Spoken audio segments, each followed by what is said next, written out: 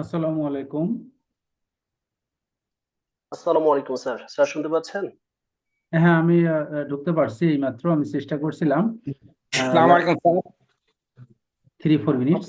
Sir sir ঠিক আছে, আমি শুরু করতেছি স্যার। আমি আপনাকে স্যার সুযোগ দিব স্যার। হ্যাঁ, আমরা ওয়েট করি। আসসালামু আলাইকুম এভরিওয়ান, ভেরি গুড ইভিনিং। আজকে সেশনটিতে যারা যুক্ত হয়েছেন, আজকে মূলত আমাদের ভ্যাট কনসালটেন্ট এক্সাম প্রিপারেশনের উপরে যে গাইডলাইন সেটার উপরে একটা ব্রিফ ধারণা থাকবে। তো আমি সবাইকে রিকোয়েস্ট করব আপনারা যেন আনমিউট না হন, মিউট থাকবেন সবাই। ও কারণে আনমিউট হবেন না। হ্যাঁ, সবাই একটু মিউট থাকবেন। তাহলে আমাদের ক্লাসের ফ্লোটা ঠিক থাকবে। এবং আমাদের ক্লাসের শেষে গিয়ে কোশ্চেন কোয়ারি পর্ব থাকবে। আপনাদের যদি কোনো কারো কোয়ারি থাকে, কোশ্চেন থাকে, এটা আপনি নোট ডাউন করবেন। আমরা সেশনের শেষে আমরা সুযোগ দিব কথা বলার। সো এই মুহূর্তে আমি রিকোয়েস্ট করতেছি আমাদের chairman sir mister Shafiqul Alam স্যারকে আমাদের সেশনটি আজকে শুরু করার জন্য। স্যার শুনতে পাচ্ছেন কিনা স্যার? হ্যাঁ, শোনা যাচ্ছে সাজিদুল। সাজিদুল, আমাকে শুনতে পাচ্ছেন? জি স্যার, শোনা যাচ্ছে। Please sir. ওকে, তো স্যার আমরা ঠিক শুরু আছে। করতে পারি প্লিজ। ওকে, আসসালামু আলাইকুম and very good evening to all of you. আপনারা কেন এই সেশনে জয়েন করেছেন আপনারা জানেন। আজকে আমাদের এই সেশনটা মূলত হচ্ছে যে ভ্যাট কনসালটেন্ট এক্সাম প্রিপারেশনের জন্য। তো এখানে আমাদের দুইজন অত্যন্ত বিজ্ঞ যারা এই ট্রেনিংগুলো বা এই ধরনের সেশনগুলো কন্ডাক্ট করছেন নিয়মিত, এরকম দুজন আছেন। একজন মোহাম্মদ হাবিবুর রহমান, হ্যাঁ, এবং আরেকজন হচ্ছে রফিকুল ইসলাম শামীম। ওনাদের যখন ডাকবেন আপনি ওনাদের কোয়ালিফিকেশন এবং ওনারা যে এই ট্রেনিংয়ের জন্য অত্যন্ত পারফেক্ট মানুষ সেই জিনিসটা আপনারা বলবেন। বাট আমি একটা জিনিস বলতে চাই, সেটা হচ্ছে যে আহ, এখনকার কনটেক্সটে আজকে যে এখানে প্রায় 150 মানুষ আমরা আছি, আমি তাদের সেই পার্টিসিপেন্টের উদ্দেশ্যে কয়েকটা পয়েন্ট বলতে চাই। ফার্স্ট অফ অল, যে অতীতের যে কোনো সময়ের থেকে আপনার কমপ্লায়েন্স বিষয়টা ভিন্নভাবে এখন দেখা হচ্ছে। কিরকম, আমি উদাহরণ দিই। আপনারা নিশ্চয়ই খেয়াল করে থাকবেন যে প্রথম যখন 1991-এ 1991 সালে ভ্যাট আইনটা আসে, বা আরো আগে যদি আমরা আসি যে 1984 সালের যখন হচ্ছে ইনকাম ট্যাক্স অর্ডিন্যান্স ছিল। তো স্পেশালি আমি এনবিআর এর এই দুটো আইনের কথাই বলছি, ইনকাম ট্যাক্সের অর্ডিন্যান্স, পরবর্তীকালে ইনকাম ট্যাক্স অ্যাক্ট যেটা আসছে 2023, এবং ভ্যাট অ্যাক্ট এক টাকারই আসছে 1991 সালে, এবং পরবর্তীকালে 2012 সালে এটা এনাক্ট করা হয়। বাট বিভিন্ন চ্যালেঞ্জের পরিপ্রেক্ষিতে 16 সালের রুল আসে এবং 19 সাল থেকে মোটামুটি এটা চালু হয়েছে।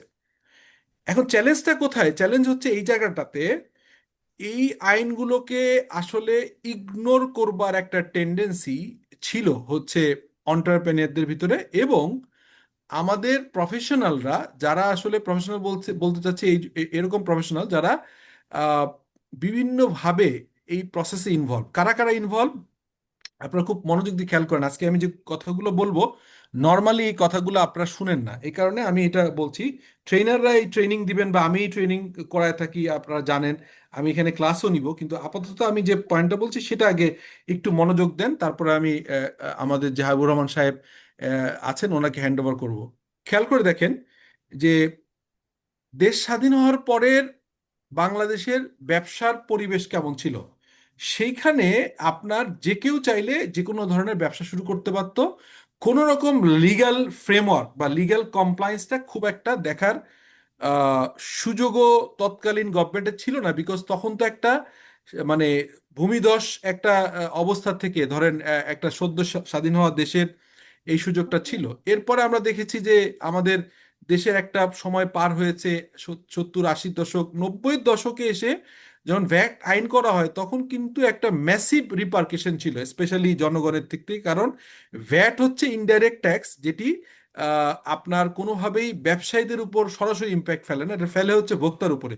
সো এইটাকে একটা চ্যালেঞ্জ ছিল। এবং ইনকাম ট্যাক্সের ভিতরও আমাদের ইনকাম ট্যাক্স না দেওয়ার বা এটাকে অ্যাভয়েড করার, অ্যাভয়েডেন্স করার একটা টেন্ডেন্সি ব্যবসায়ী এবং যারা ইন্টারমিডিয়েরি আছে। কারা ইন্টারমিডিয়েরি? যেমন ধরেন বিভিন্ন অর্গানাইজেশনের manager, senior manager, AGM, DGM, অথবা অনেক সিএফওদের ভিতরেও একটা প্ল্যান থাকে যে কিভাবে অর্গানাইজেশনের ট্যাক্স ভ্যাটের বার্ডেনটা কমানো যায়।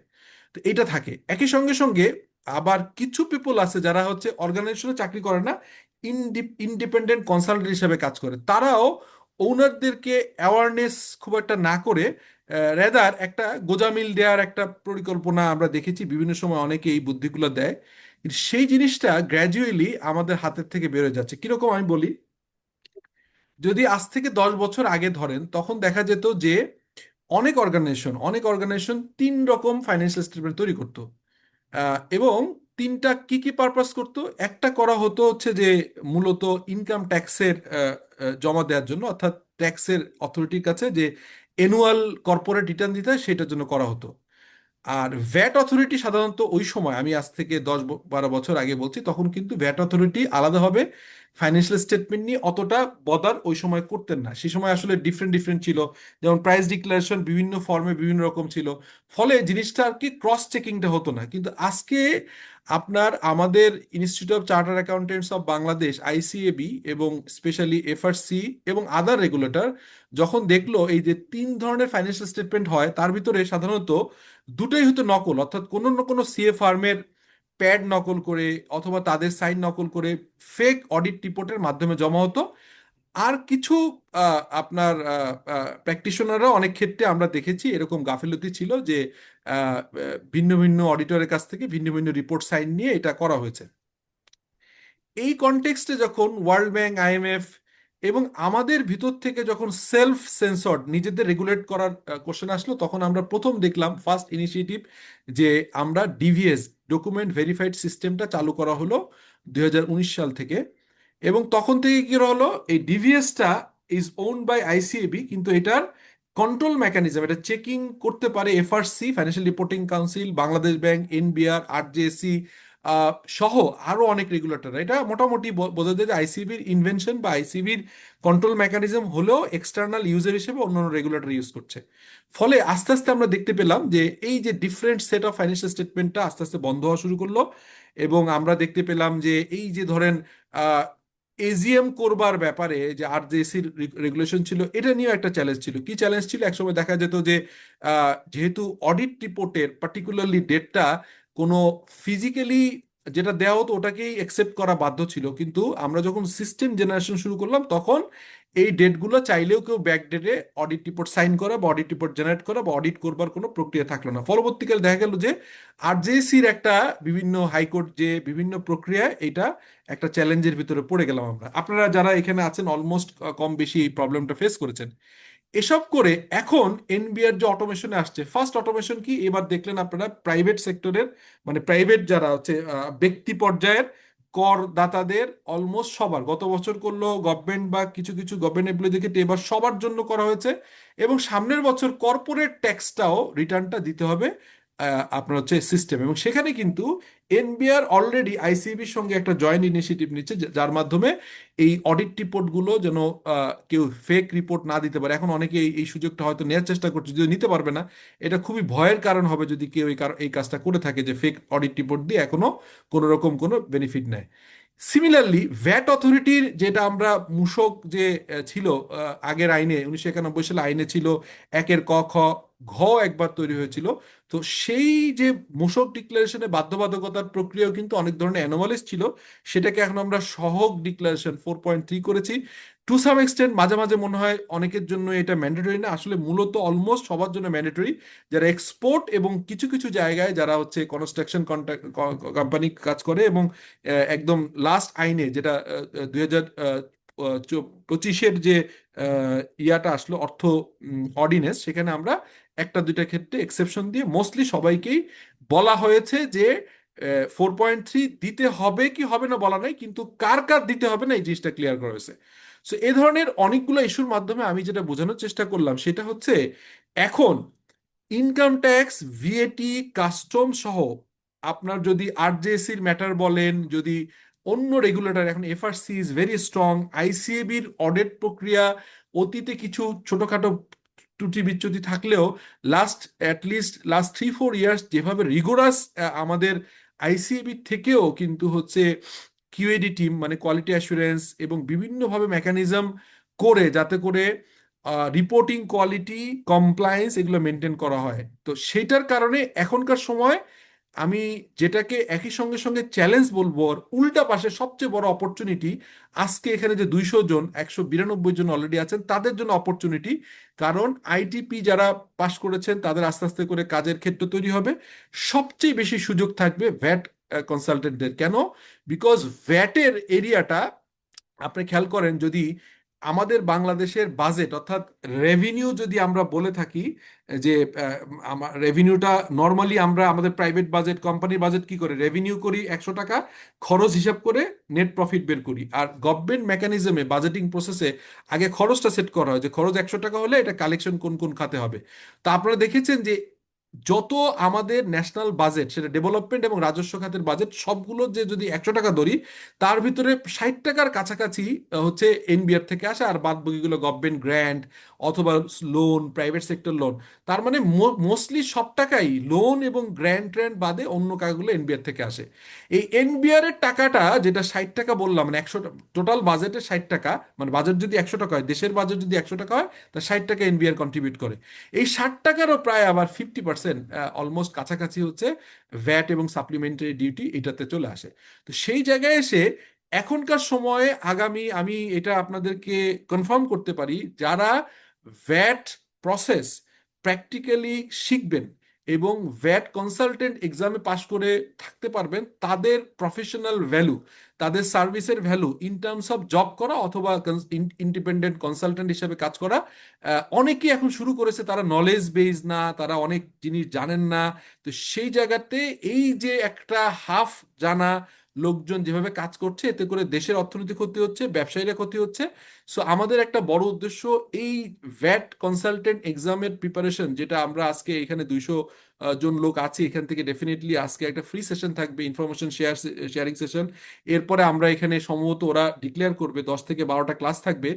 আমি এর সঙ্গে এডিশনালি, ওরা জানে না, আমাদের বিসলিউশন টিমের যারা আছে সাজ্জাদ, সাজিদুল বা বাইজিদ এবং আমাদের ইমরান, ওরা হয়তো জানে না, বাট আমি বলি সেটা হচ্ছে যে অ্যাটলিস্ট 3টা class specially preparation of financial statement, এর ভিতরে আমি আলাদা এডিশনাল নিব, যেখানে ফান্ডামেন্টাল ডেবিট ক্রেডিট, অ্যাকাউন্টিং এর ডেবিট ক্রেডিট থেকে ফাইন্যান্সিয়াল স্টেটমেন্ট তৈরি করবার প্রক্রিয়া, এবং কিছু কিছু জায়গায় আমি একটা আলাদা অ্যাড করব, সেটা হচ্ছে ভ্যাট ভ্যাট কনসালটেন্ট এক্সামের প্রিপারেশনের কোর্সের সাথে সাথে এডিশনাল এটা যুক্ত হবে।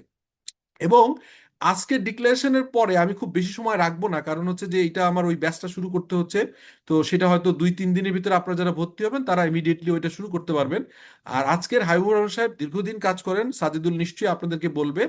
আমি এতগুলো কথা বলার একটা মোদ্দা কথা যদি বটম লাইন বলি, সেটা হচ্ছে সারা পৃথিবীতে কমপ্লায়েন্স কমপ্লায়েন্স কমপ্লায়েন্স, স্পেশালি আমাদের দেশেও কমপ্লায়েন্সটা খুব স্ট্রং ছিল। পার্টিকুলারলি গত বছরের লাস্ট রেজিম চেঞ্জ হওয়ার, গভর্নমেন্ট চেঞ্জ হওয়ার পরে বাংলাদেশে যেভাবে রিফর্ম আসছে, এবং সামনে যদি ইলেক্টেড গভর্নমেন্ট যারা আসছে তারাও, আমি শিওর, আমি জানি, এবং এটা আপনারা সবাই খেয়াল করে থাকবেন, reform is an crucial issue, এবং এটা খুবই পারফেক্টলি অ্যাড্রেস করা হচ্ছে। তো সেই অর্থে আজকে যারা খুব ভালোভাবে ভ্যাট নলেজ থাকবে, ট্যাক্স নলেজ থাকবে, যারা কমপ্লায়েন্স বুঝবেন, তাদের ডিমান্ড অতীতের যে কোনো সময় থেকে অনেক বেশি হবে। এবং বিজনেস অর্গানাইজেশনগুলো টু সাম এক্সটেন্ট ভলান্টারি লেভেলে না করলেও ম্যান্ডেটরি লেভেলে তাদেরকে কমপ্লাইন করার দিকেই এনবিআর যাচ্ছে অটোমেশনের মাধ্যমে। সেখানে একই সঙ্গে সঙ্গে আমরা বিভিন্ন আন্ডার টেবিল যে মানে ডিলিং টিলিং গুলোর গল্প শুনে থাকি বা আমরা দেখি, সেগুলো বন্ধ হবে। নলেজ বেস, আপনার যারা নলেজ আছে তারা ফাইট দিতে পারবে প্রপারলি। নলেজের মাধ্যমে ইনকাম ট্যাক্স ভ্যাট অথরিটির সাথে আমাদের আন্ডারস্ট্যান্ডিং গ্যাপ মিলায় আমরা অর্গানাইজেশনের এই কমপ্লায়েন্স গুলো মেনটেন করতে পারবো। সেই কারণে এবারের ভ্যাট কনসালটেন্ট এক্সামটা সংখ্যা যেমনি বেশি পাশ করাবে, তেমনি এদের গুরুত্ব অনেক বেশি, এবং আপনাদের অনেক সিরিয়াসলি প্রিপারেশন নিতে হবে। I am sure about that. With that note, আমি আজকে কোনো টেকনিক্যাল ডিসকাশনে গেলাম না। আজকে হাবিবুর রহমান সাহেব ক্লাস দিবেন হয়তো, আমি জানি না অন্য কোনো কনসালটেন্টও থাকবেন হয়তো। আজকে ক্লাসটা কন্টিনিউ হোক। আপনারা যারা এনরোল করবেন, প্রথম যে ক্লাসটা ওইটা আমি একদম বেসিক ফান্ডামেন্টাল ভ্যাট নিয়ে আলাপ করবো, যাতে করে আপনারা যে কোনো কম্পিটিটিভ পরীক্ষায় ভ্যাট কনসালটেন্ট এক্সামে খুব নিটিগিটিতে প্র্যাকটিক্যাল অ্যাসপেক্টগুলো অ্যান্সার করতে পারবেন খুব easily. I will try my level best to help you. আর সঙ্গে সঙ্গে যেটা 3টা ক্লাসের কথা বললাম, যেটা আপনারা না বুঝলে, অ্যাকাউন্টিংটা ভালো না বুঝলে ভ্যাট জানা যাবে না, because VAT is not a different মানে ডোমেইন। এটা হচ্ছে বেসিক্যালি আমরা যে ফাইন্যান্সিয়াল স্টেটমেন্ট প্রিপেয়ার করি, অর্থাৎ আইএস অনুযায়ী income statement, balance sheet, change in equity যা যা করি না কেন, ইনফ্যাক্ট এর সমস্ত এলিমেন্টগুলো ভ্যাটের সাথে কানেক্টেড। আমি বুঝাই দিব যে VAT is not different from the financial reporting. So financial reporting এর ট্যাগ করে আপনাদের নলেজ এনরিচ হবে, আপনারা সেকশন ধরে ধরে প্র্যাকটিক্যাল কেস বেস, এবং আমি একটা এই যে আপনাদের 10-12টা ক্লাস হবে, এটা একটু পরে হয়তো আপনাদের ক্লিয়ার করবে আমাদের সাজেদুল, সেখানে একটা ক্লাস ফিজিক্যালি করা যায় কিনা সেটাও আমার রিকোয়েস্ট থাকবে। শুধু ফিজিক্যাল না, যারা ঢাকার বাইরে জয়েন করবে তারা চাইলে হাইব্রিড, অর্থাৎ ফিজিক্যালি হবে আবার অনলাইনেও থাকতে পারবেন, সো দ্যাট, এবং ওইখানে আমরা প্র্যাকটিক্যালি করে বোঝানোর চেষ্টা করব এবং আপনাদের নলেজটাকে অনেক এনরিচ করার চেষ্টা করব, সো দ্যাট আমাদের যেমন আইটিপি এক্সামে দেখেছি যে আমরা খুব বেশি ব্যাচ করিনি, 3টা বা 4টা ব্যাচ করেছি, বাট আমাদের এক্ষেত্রে হাইয়েস্ট পাস করেছে আইটিপি। আমরা প্রত্যাশা করি, যেহেতু আমাদের এনবিআর এর কনসালটেন্টও থাকবে, আপাতত আমরা 3জন হয়তো কথা বলবো, কিন্তু ভ্যাটের কমিশনার থাকবেন, কাজী জিয়াউদ্দিন আমাদের সাথে আগেও ছিলেন, উনি থাকবেন, এবং আমি একাধিক কমিশনারদেরকে অ্যাড করব, সো দ্যাট আপনারা যাতে করে একটা আইডিয়া পান যে কিভাবে ভ্যাট কনসালটেন্ট এক্সাম প্রিপারেশন নিতে হবে এবং কিভাবে সাকসেস হতে হবে। উইথ দ্যাট নোট আমি আসি আপনাদের সাথে, আমি হাবিবুর রহমান সাহেবকে, সাজেদুলকে বলবো ওনাকে ওয়েলকাম করেন, ওনার ইন্ট্রো দিয়ে ক্লাসটা শুরু করেন, আর আমি থাকবো। আপনি যখন কোনো রকম পার্টিকুলার কোশ্চেন আমাকে জিজ্ঞেস করতে চান বা আমার সাথে আলাপ করতে চান, I will try to answer. এবং আপনাদের সাথে আবারও দেখা হবে ফর্মাল ক্লাস যখন শুরু হবে, তখন আপনাদের সাথে ক্লাসে দেখা হবে ইনশাল্লাহ। Thank you for being with me, আমাকে যে আজকে সুযোগ দিলেন বিসলিউশন অথরিটি, এবং হচ্ছে যে আমাদের কো ট্রেনার হাবিবুর রহমান সাহেব, থ্যাংক ইউ, আপনি জয়েন করেছেন। So Sajidul, it's hand over to you. আমি আপাতত বিদায় নিচ্ছি, এরপরে তো আপনাদের সাথে কথা হবে। জি হাবিব, আমাদের সাজিদুল, আপনি শুনতে পাচ্ছেন? স্যার, জি স্যার, স্যার অসংখ্য জি, ধন্যবাদ স্যার আপনাকে, স্যার জি, আপনার থ্যাংক ইউ। মূল্যবান সময়টি দেওয়ার জন্য স্যার। জি, এই মুহূর্তে আমি রিকোয়েস্ট করছি মিস্টার এমডি হাবিবুর রহমান স্যারকে আপনার বক্তব্য পেশ করার জন্য। তো হাবিবুর রহমান স্যার, আপনি শুনতে পাচ্ছেন নিশ্চয়ই? আপনাকে অনেক ধন্যবাদ। আমি শুনতে পাচ্ছি। এখনো পর্যন্ত আমাদের এখানে 222 পার্টিসিপেন্টস আছে। আশা করি দ্যাটস এ ভেরি মাচ আমাদের জন্য সেটা উৎসাহদায়ক এবং প্রেরণাদায়ক। শুরুতেই আহ, আমাদের সম্মানিত চেয়ারম্যান শফিকুল আলম স্যারকে ধন্যবাদ জানাই। উনি প্রেরণাদায়ক এবং উৎসাহবঞ্জক এবং মোটিভেশনাল স্পিচ প্রোগ্রামের শুরুতে প্রোভাইড করেছেন। উনি একজন সনদধারী হিসাববিদ এবং বাংলাদেশের অ্যাকাউন্টসকে পরিবর্তন করবার জন্য অ্যাকাউন্ট সিস্টেমকে, কর ব্যবস্থাকে, কর আদায় এবং কর আরোপ ব্যবস্থাকে আধুনিকায়ন এবং সমৃদ্ধিকরণের জন্য যেই সমস্ত কর্তৃপক্ষ, ইনস্টিটিউট এবং প্রতিষ্ঠানগুলো কাজ করে যাচ্ছেন, উনি প্রাতিষ্ঠানিকভাবে সেই সমস্ত প্রতিষ্ঠানের সাথে সংযুক্ত থেকে বাংলাদেশের কর ব্যবস্থাকে একটা আদর্শিক পর্যায়ে নিয়ে যাওয়ার চেষ্টা করছেন। থ্যাংক আমি ইউ ভাই, থ্যাংক ইউ, স্যারকে থ্যাংক ইউ, আপনাকেও আহ, ধন্যবাদ। জি, উপস্থিত থাকার জন্য আমি আমি ওনাকে আন্তরিকভাবে ধন্যবাদ জানাচ্ছি এবং আশা করছি ওনার নেতৃত্বে এই ধরনের প্রোগ্রাম সামনের দিকে আরো অধিকতর আহ, বাস্তবায়ন হবে, আয়োজন হবে এবং সেগুলো সফলভাবে বাস্তবায়ন হবে। স্যার, আপনাকে অনেক অনেক ধন্যবাদ। আমরা তাহলে আমাদের আজকের সেশনে আমরা ওয়েলকাম ভাই, যেটা ওয়েলকাম। নিয়ে জি, বেসিক্যালি আজকে আমাদের, thank you sir, thank you. আমাদের যেইটা বিশেষ করে যেই প্রোগ্রামটা নিয়ে আজকে আমরা আপনাদের সামনে উপস্থিত হয়েছি এবং আপনারাও আগ্রহের সাথে আমাদের এই ট্রেনিং প্রোগ্রামের সাথে সংযুক্ত হয়েছে, সেটা হলো বাংলাদেশের কর ব্যবস্থায়, বিশেষ করে মূল্য সংযোজন কর ব্যবস্থায় সার্টিফিকেটধারী যেই সমস্ত কনসালট্যান্ট নিয়োগ হয়, মিন যে এই সমস্ত মানুষগুলো উচ্চশিক্ষিত আমি এই জন্যই বলবো, যারা এই পরীক্ষাগুলোতে অংশগ্রহণ করার জন্য সমপর্যায়ের শিক্ষা এবং সার্টিফিকেট যাদের আছে, মিন আমাদের দেশে সর্বোচ্চ গ্রাজুয়েশন লেভেল, সেই সমস্ত মানুষগুলো আপনারা এখানে পার্টিসিপেট করেছেন। এবং স্যার যেটা বললেন, আমাদের কর ব্যবস্থা, বিশেষ করে মূল্য সংযোজন কর ব্যবস্থা এখনো কিন্তু প্রাথমিক পর্যায়ে। এই আইনটা স্যারে বলেছেন 2012 সালে দ্বিতীয় পর্যায়ে যখন নতুন করে তৈরি করা হলো, 19 সাল পর্যন্ত আমরা বিভিন্ন কারণে সেটা বাস্তবায়ন করতে পারি নাই। তার একটা কারণ ছিল মাঠ পর্যায়ে যেই সমস্ত মানুষগুলো যারা স্টেক হোল্ডার, তাদের সাথে কর্তৃপক্ষের যে লিয়াজো মেইনটেইন এবং তাদেরকে সঠিক এবং বাস্তবিক বার্তাগুলো প্রোভাইড করা, সেই জায়গাগুলোতে কিছুটা ঘাটতি ছিল। যাক, এরপরে 2019 সালে যখন আইন বাস্তবায়ন হলো, আস্তে আস্তে আস্তে আস্তে এটা মোটামুটি আমরা বলা যায় সরকার এবং কর্তৃপক্ষ যারা আছে তার সাথে যারা আমাদের দেশের সনদধারী বিভিন্ন প্রতিষ্ঠান এবং ইনস্টিটিউশন গুলো আছেন, ওনারা এইটাকে একটা পর্যায়ে নিয়ে যাওয়ার চেষ্টা করছেন। সেই পর্যায়ের একটা প্রয়াস হচ্ছে কনসালটেন্সি লাইসেন্স এবং সনদধারী মানুষদের সংখ্যা এখানে বৃদ্ধি করা এবং ব্যবস্থাকে, কর ব্যবস্থাকে, মূসক ব্যবস্থাকে একটা একটা শৃঙ্খলা, একটা নিয়মের ভিতরে আনা। আমরা অনেক সময় আলাপ করি যাদের ভিতরে, যাদের লাইসেন্স নাই, তাদের দায় দায়িত্ব, তাদের অনুভূতি সবসময় কম থাকে। সরকারও এটা রিয়েলাইজ করে, যাদের একটা সার্টিফিকেট আছে ওই সার্টিফিকেট প্রতি তার আন্তরিকতা, তার তার তার প্রয়োজন, তার মহব্বত সবসময় বেশি থাকে। এই জন্য সরকার চায় একটা পরীক্ষার মাধ্যমে যাদের এই আইন সম্পর্কে ন্যূনতম ধারণা আছে, একটা সম্মুখ ধারণা আছে, তাদেরকে একটা সার্টিফিকেট প্রোভাইড করা। আমার কথা কি আপনারা শুনতে পাচ্ছেন? জি স্যার, শুনতে পাচ্ছি। ওকে, সার্টিফিকেট প্রোভাইড করা যাতে করে যাতে করে আইনি ব্যবস্থাকে একটা সফল পর্যায়ে নিয়ে যাওয়া যায়, সফল বাস্তবায়নের পর্যায়ে নিয়ে যাওয়া যায়। আমরা এখন যে বিষয়টা নিয়ে সামনে আসছি, আজকে আগাবো, সেটা হলো মূসক লাইসেন্স পরীক্ষা সামনে হবে। আপনারা হয়তো অনেকেই এখানে আবেদন করেছেন। এই আবেদন করার পরে আপনারা একটু ধারণা আপনারা অর্জন করেছেন। সেই জায়গাতে যারা পরীক্ষা দিবে, সরকার তো সবাইকে লাইসেন্স দিবে না। হয়তো আপনারা সবাই অনেকেই আছেন, একটা বড় অংশ আছেন যারা লাইসেন্স পাওয়ার যোগ্য, কিন্তু যে পরীক্ষাগুলো হবে সেই পরীক্ষাগুলোতে সেই পরীক্ষাগুলোতে আমরা আমরা পরীক্ষাগুলোর প্রশ্ন যদি সঠিকভাবে এবং নিয়মতান্ত্রিকভাবে পরীক্ষার খাতাতে লিখতে পারি, তাহলে আমাদের পক্ষে রিটেন পরীক্ষাতে পাশ করা অধিকতর সহজ হয়। হয়তো বিষয়গুলো আপনারা জানেন, আমরা একটু ভিন্নভাবে আপনাদের কাছে উপস্থাপন করব।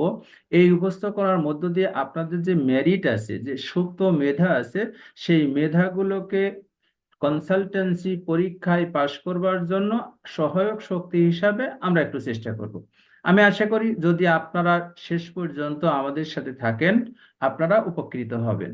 তাহলে আমরা প্রথম যে কথাটা বলছিলাম সেটা হলো, আমরা আমরা আসন্ন মূসক কনসালটেন্ট, ভ্যাট কনসালট্যান্ট যে পরীক্ষাটা হবে, এই পরীক্ষাটার প্রশ্নপত্র কেমন হবে, এই পরীক্ষাটার সিলেবাস কেমন হবে, এই পরীক্ষাটার স্টাইল কেমন হবে এবং কোন ধরনের উত্তরপত্র লিখতে পারলে সর্বোচ্চ সংখ্যক সফলতা পাওয়া যায়, সেটা নিয়ে আমরা একটা আলাপ করব। আলাপ করার পরে আপনাদের কাছ থেকে আপনার প্রশ্ন নিব, বিভিন্ন বিষয়ে আপনারা প্রশ্ন করবেন, সেই প্রশ্নগুলোর আমরা যথাযথ উত্তর দেওয়ার সেখান থেকে চেষ্টা করব। এখন কথা বলবো। এমসিকিউ হবে। হ্যাঁ, এমসিকিউ এবছর হবে, আমরা সেটা বলবো। এর আগে আমার পরিচয়টা দিই। আমার নাম মোহাম্মদ হাবিবুর রহমান। আমি উম, আমি বাংলাদেশের ফরেন ট্রেড নিয়ে কাজ করি এবং আমাদের আমাদের যে আর্থিক আইন এইগুলো নিয়ে কাজ করি। আমি একটু ইউনিভার্সিটিতে পড়াই। সেটা আমার পড়ানোর বিষয় হলো মূল্য সংযোজন কর, কাস্টমস এবং বৈদেশিক বাণিজ্য। এইগুলো পড়াতে যে আমি যেগুলো পড়াই বেসিক্যালি সেগুলো হলো আমাদের বৈদেশিক বাণিজ্যের ভিতরে আমাদের ডিসপিউট সেটেলমেন্ট, আমাদের নেগোসিয়েশনস, আমাদের কাস্টমস প্রসিডিউর, আমাদের মূসক ব্যবস্থাপনা, এইগুলো। এবং আমরা বিভিন্ন জায়গাতে আমরা প্র্যাকটিক্যালি কাজ করার চেষ্টা করি। এবং আমাদের ক্লাসগুলোতে, আমাদের আলোচনাগুলোতে আমরা সবসময় বলি যে our classes, our discussion, all the times we try to make the কম্বাইনেশনস of the theory and practice. কারণ আমরা জানি আপনি যদি থিওরি না জানেন, আপনার পক্ষে প্র্যাকটিস করা সঠিকভাবে সম্ভব হয় না। আবার যদি আপনি থিওরি না জেনে প্র্যাকটিস করতে যান, তাহলে আপনি হয়তোবা অধিকাংশ ক্ষেত্রে ভুল করতে পারেন।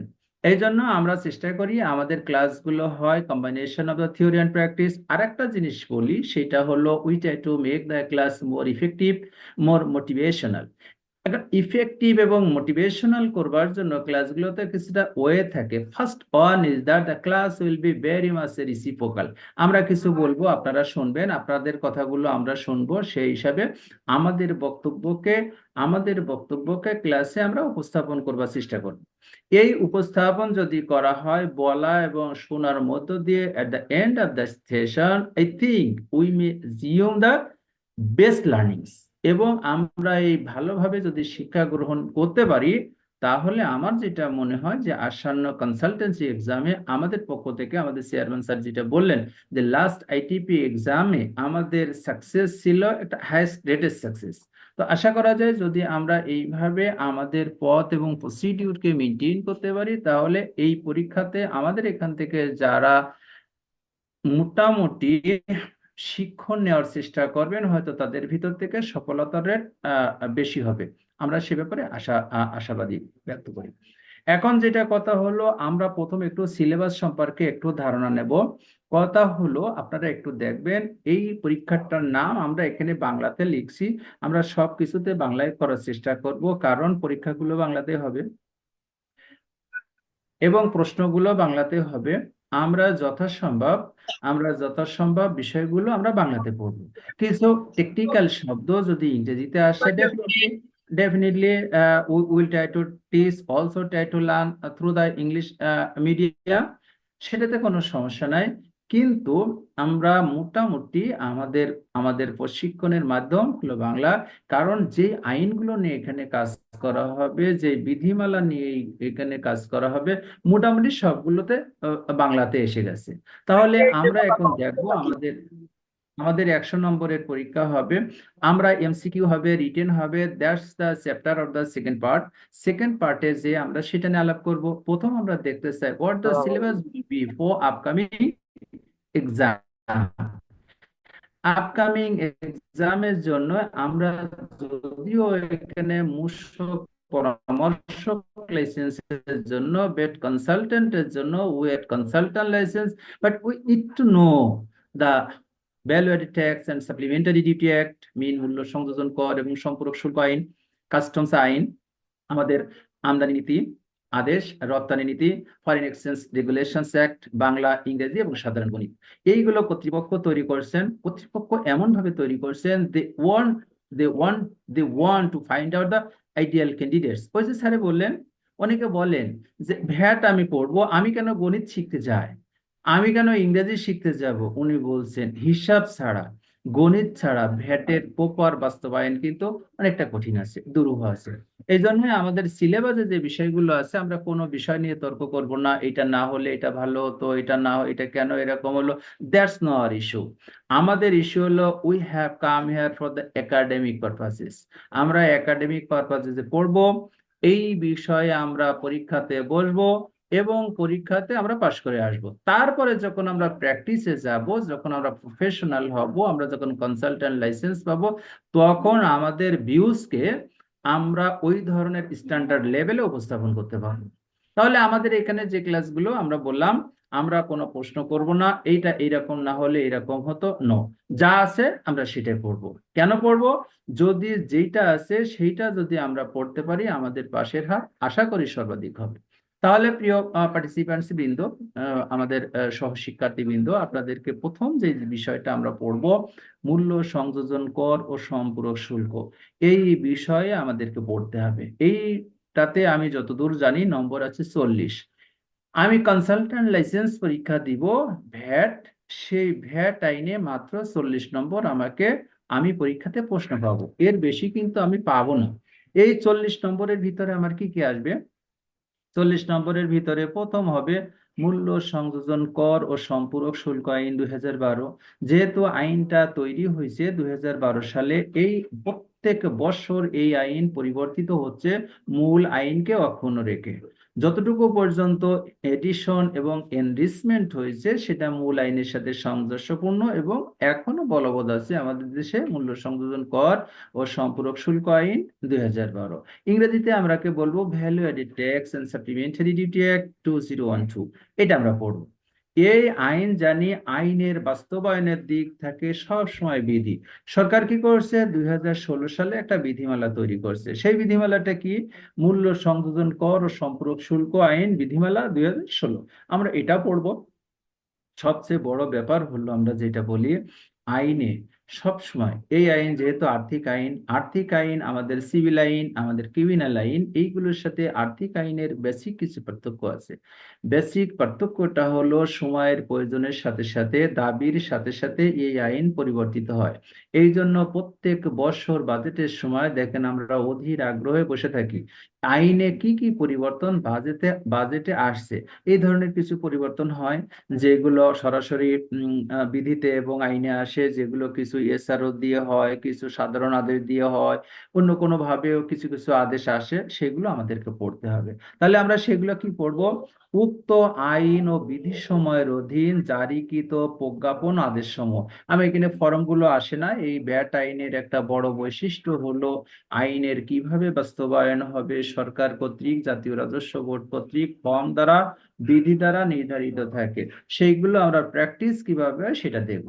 তাহলে আমরা কি দেখলাম? ভ্যাট আইন আমরা 40 নম্বর যদি আমরা পাশ করতে চাই, তাহলে আমরা মূল্য সংযোজন কর এবং সম্পূরক শুল্ক আইন 2012 একটু ডিটেইল পড়ার চেষ্টা করব। বিধিমালা 2016 সেটা একটু ডিটেইল পড়ার চেষ্টা করব।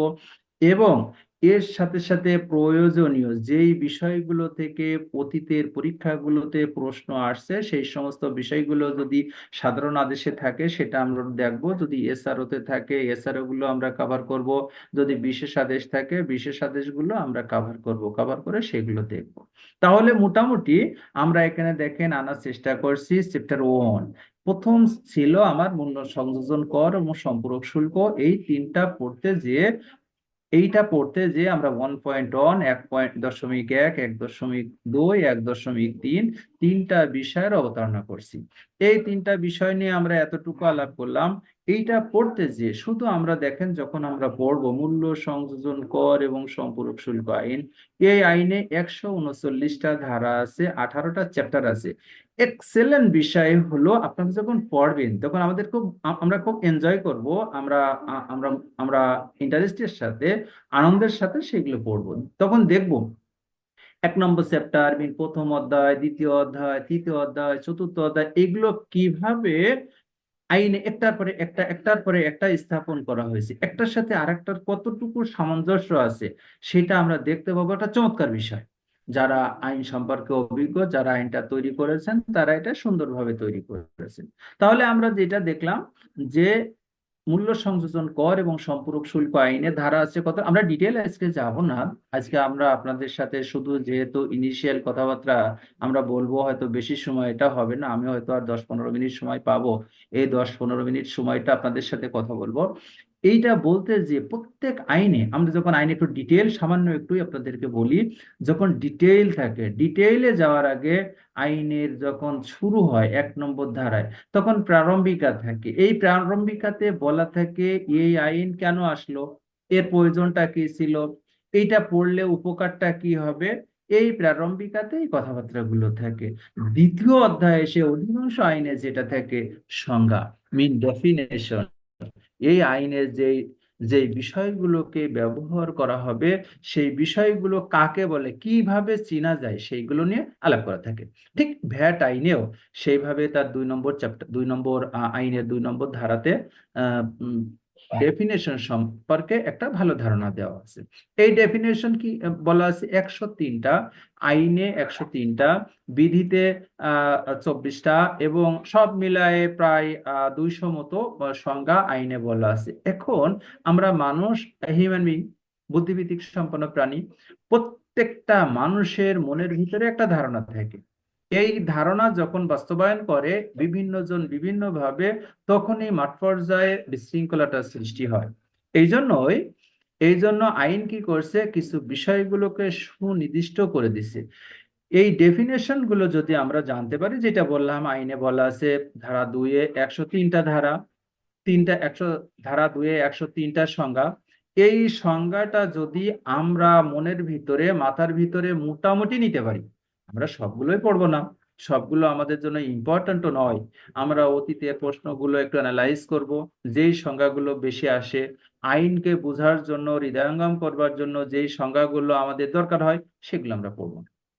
পড়ার পরে দেখব যদি আমরা এটা মাথার ভিতরে নিতে পারি, আপনারা যদি এইটা বুঝতে পারেন, দেখবেন 40% of the law you have covered. সংজ্ঞাটা যদি কোনো পার্টিসিপেন্ট, কোনো শিক্ষার্থী যদি সংজ্ঞাকে মাথার ভিতরে রপ্ত করতে পারে, তার মাথার ভিতরে যে বুদ্ধিভিত্তিক চেতনা আছে, ওই বুদ্ধিভিত্তিক চেতনা এবং বাস্তবতার বাইরে এসে যদি আইন যে সংজ্ঞাগুলো দিচ্ছে সেই সংজ্ঞাগুলো যদি তার মাথার ভিতরে থাকে, তাহলে 40% হয়ে গেল। এবার আসেন প্রশ্ন। প্রত্যেকটা পরীক্ষার প্রশ্নে প্রিভিয়াস সালের প্রশ্ন যদি আপনি দেখেন, সব মিলায় কাস্টমস আইন, মূসক আইন, আমদানি রপ্তানি সব মিলায় মোটামুটি 15 থেকে 18 নম্বর পাবেন, এই সংজ্ঞার ভিতরে আসবে। সংজ্ঞাটা যদি আমরা কাভার করতে পারি, সবগুলোতে আছে। কাস্টমস আইনেও সংজ্ঞা আমাদেরকে পড়তে হবে, মূসক আইন মিন ভ্যাট আইনেও সংজ্ঞা আমাদেরকে পড়তে হবে, আমদানি রপ্তানিতেও আছে, ফরেন এক্সচেঞ্জ রেগুলেশনস অ্যাক্টেও আছে। মোটামুটি সংজ্ঞাগুলো সবই এক, সংজ্ঞাগুলোর অর্থ মিনিং এক। এইগুলো আমরা পড়বো। পড়ার পরে যদি আমরা আয়ত্ত করতে পারি, তাহলে আমাদের পক্ষে 40% কভার করা সম্ভব। এরপরে আমি যেটা বললাম, প্রারম্ভিকা গেল। ঠিক দেখেন, দ্বিতীয় নম্বরে আমরা যেটা বলছি, আমি তো মূসকের একজন স্টেক হোল্ডার, আমি তো মূসক সরকারকে প্রদান করতে চাই। সরকার বলছে তুমি যদি প্রদান করতে চাও, তুমি যদি মূসক দেওয়ার জন্য যোগ্যতা সম্পন্ন কোনো ব্যক্তি হও, তাহলে এই যে বললাম ব্যক্তি, দেখেন একটা জিনিস, মূসক আইনে প্রত্যেকটা প্রতিষ্ঠানকে ব্যক্তি হিসাবে ডাকা হবে। আমরা পরে দেখব আইনে ব্যক্তি কাকে বলে। এই একটা ধারণা, আমরা সবার একটা কমন ধারণা আছে, ব্যক্তিমান আমি হাবিবুর রহমান ব্যক্তি, আমার চেয়ারম্যান শফিকুল আলম উনি একজন ব্যক্তি। আইন বলছে no, even all the institutions under this act will be treated as the person। সেগুলো, এইটাই হলো সংজ্ঞা জানার একটা বিশেষ বিশেষ বৈশিষ্ট্য এবং বিশেষ উপকার। আমরা এগুলো দেখব।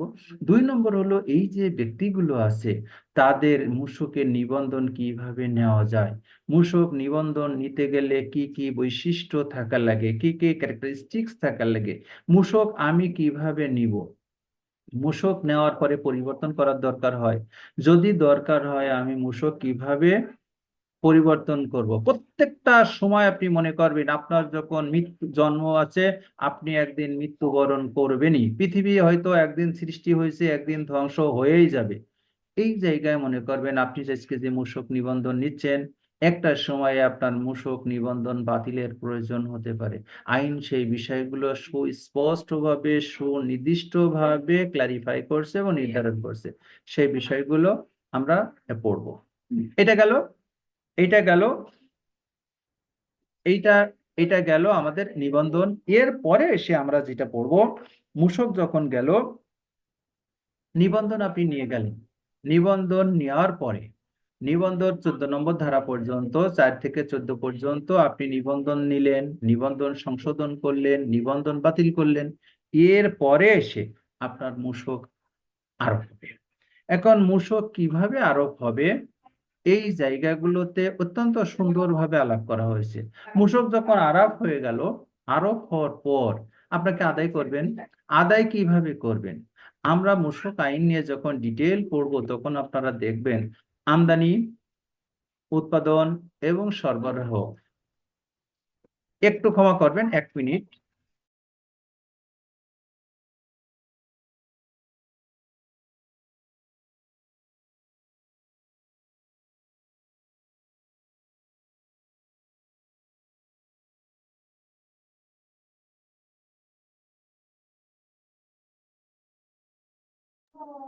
স্যার, আমরা তাহলে আবার যেখানে ছিলাম সেই জায়গা থেকে শুরু করব। আমরা যেটা বলছিলাম, আমরা মূসক আইন যখন ডিটেইল দেখব, তখন দেখব আমদানি, উৎপাদন এবং সরবরাহ পর্যায়ে আমাদের দেশে মূসক আদায় করা হয়। এই আদায় করতে যে আমদানি পর্যায়ে মূসক আদায়ের একটা ডিফারেন্ট রুলস রেগুলেশন সিস্টেম আছে, উৎপাদন পর্যায়ের একটা সিস্টেম আছে, সরবরাহ পর্যায়ের একটা সিস্টেম আছে। এগুলো আমরা একটু ডিটেল দেখব। সাথে সাথে আমরা দেখব, আপনারা আপনাদেরকে একটা টিপস, এটা পরীক্ষার জন্যই, যেই বিষয়গুলো আইনে অন্তর্ভুক্ত হয় নতুন করে, যেই বিষয়গুলো সংশোধন করা হয়, যেই বিষয়গুলো এনরিচমেন্ট হয়, সাধারণত পরীক্ষাতে সেই প্রশ্নগুলো আসে। আমাদের এইবারের আইনে যে বিষয়গুলোতে অধিকতর সংশোধন এবং পরিবর্তন করা হয়েছে, সেইগুলোর উপরে আমরা একটু বেশি এমফাসিস দেব। এটা দেওয়ার পরে আমি যখন মূসক আদায় করলাম, মূসক আইনের মূসক হচ্ছে সার্বজনীন কর নিরূপণী ব্যবস্থা। আপনার কর আপনি নিরূপণ করবেন, কর কিভাবে নিরূপণ করবেন সেই সিস্টেমটা কি, সেই পদ্ধতিটা কি আইনে বলা আছে। আমরা ডিটেল সেগুলো আমরা পরবর্তীতে দেখব। এই নিরূপণে যদি কোনো ধরনের ভুল ভ্রান্তি হয়, আপনি যখন রিটার্ন দাখিল করবেন, রিটার্ন কিভাবে দাখিল করতে হয়, রিটার্ন দাখিল করলে সংশোধনের যদি প্রয়োজন হয় সংশোধন আসলে করা যায় কিনা, কিভাবে করা যায়, সে বিষয়গুলো আমরা দেখব। এই রিটার্ন দাখিল যখন করবেন, কর্তৃপক্ষের কাছে আপনার যাবতীয় তথ্য উপত্য আনুষ্ঠানিকভাবে চলে গেল। কর্তৃপক্ষের সুযোগ আছে যে এইগুলো নিরীক্ষণ করে দেখার, নিরীক্ষণ এবং পরীক্ষণ এবং অডিট, ইংরেজিতে যদি বলি অডিটিং এবং ইন্সপেকশনের মাধ্যম দিয়ে যদি তারা দেখে yes you didn't follow the rules and regulations of the VAT Act, আপনার দায়িত্ব ছিল কর নিরূপণ করা, আপনি সঠিকভাবে নিরূপণ করতে ব্যর্থ হয়েছেন, তখন তারা আপনাকে কি করতে পারে, কর নির্ধারণ করে দিতে পারে। এই জন্য আমরা কি করব, আমাদেরকে যখন আমরা ডিটেল পড়াবো পরীক্ষাতে, এই কর নিরূপণ এবং কর নির্ধারণ এই জায়গা থেকে অধিকাংশ ক্ষেত্রে, অধিকাংশ বছরে, প্রিভিয়াস বছরে যে প্রশ্নগুলো আসছে সেখান থেকে একটা প্রশ্ন কমন আসে।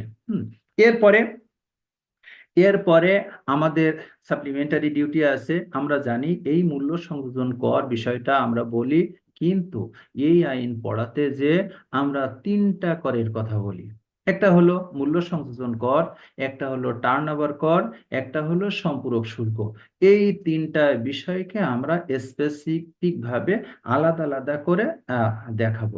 এরপরে আমাদের যেটা আছে, আমাদের লিগাল ইস্যুস আছে, আমাদের অপরাধগুলো আছে, সেগুলো নিয়েও আমাদের আলাপ হবে, ডিটেল আলাপ করব।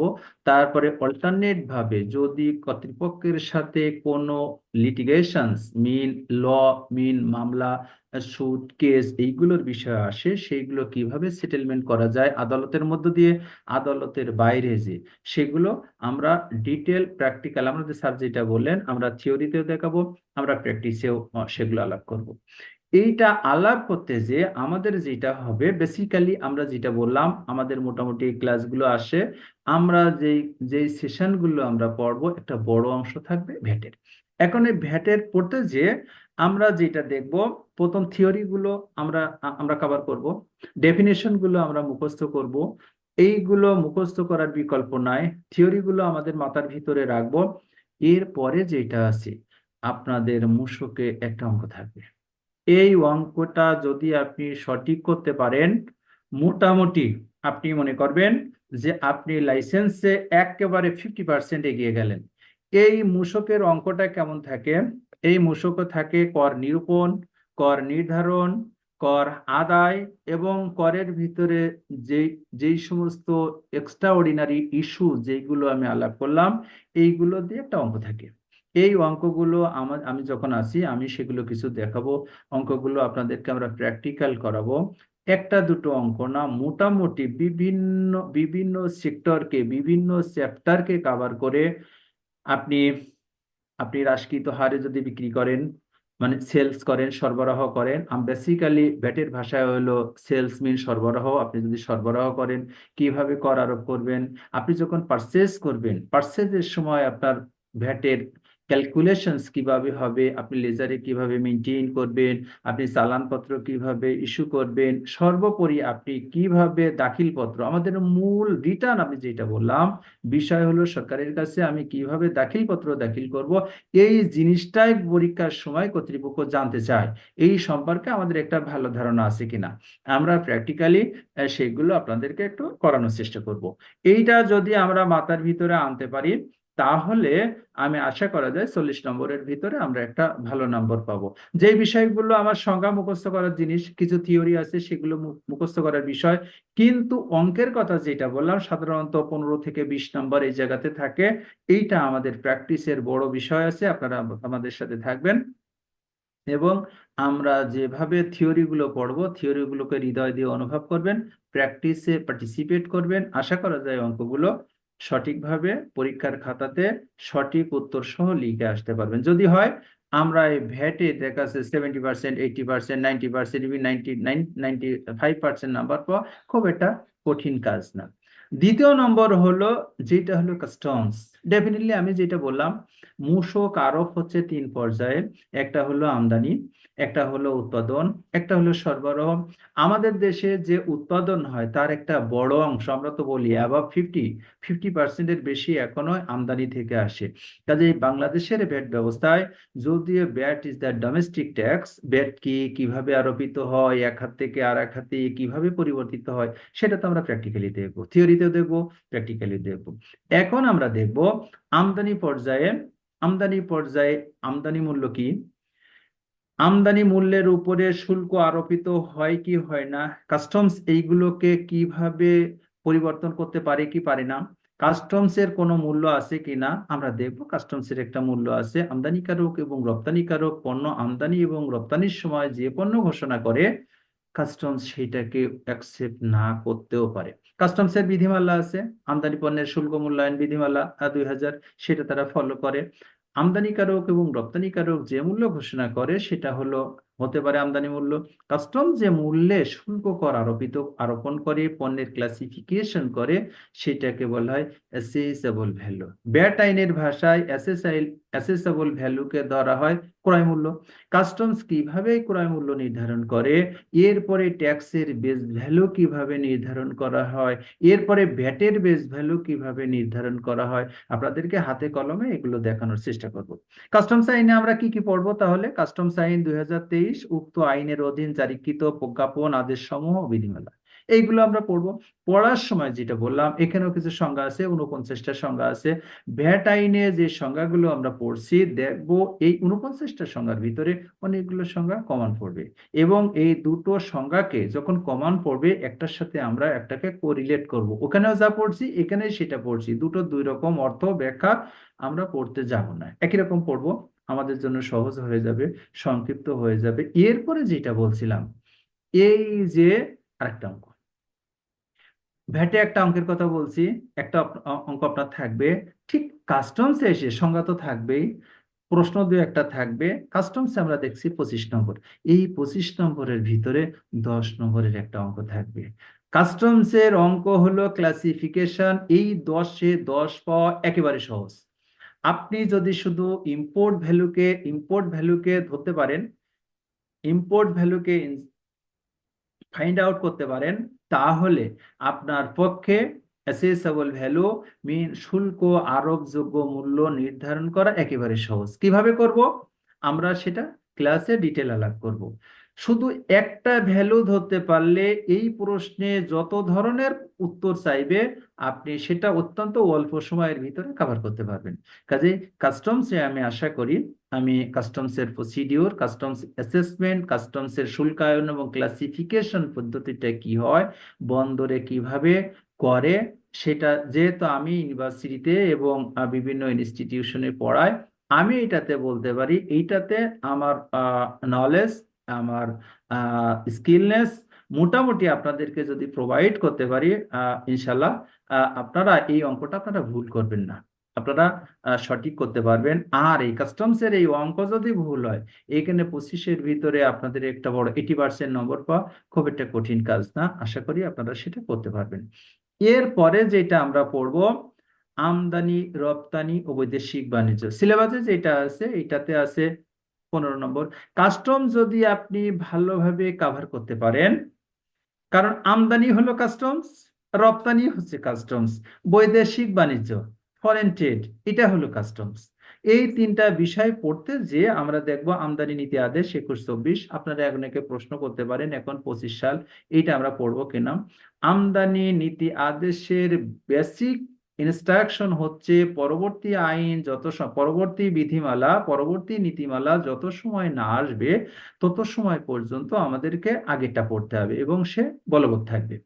এখনো যেহেতু নতুন আমদানি নীতি আদেশ আসে নাই, এই জন্য আমরা 21-24-কে ধরে নেব আমাদের জন্য কারেন্ট, সে সে আমাদের এখানে মোটামুটি বলবৎযোগ্য আছে, আমরা সেটা পড়ব।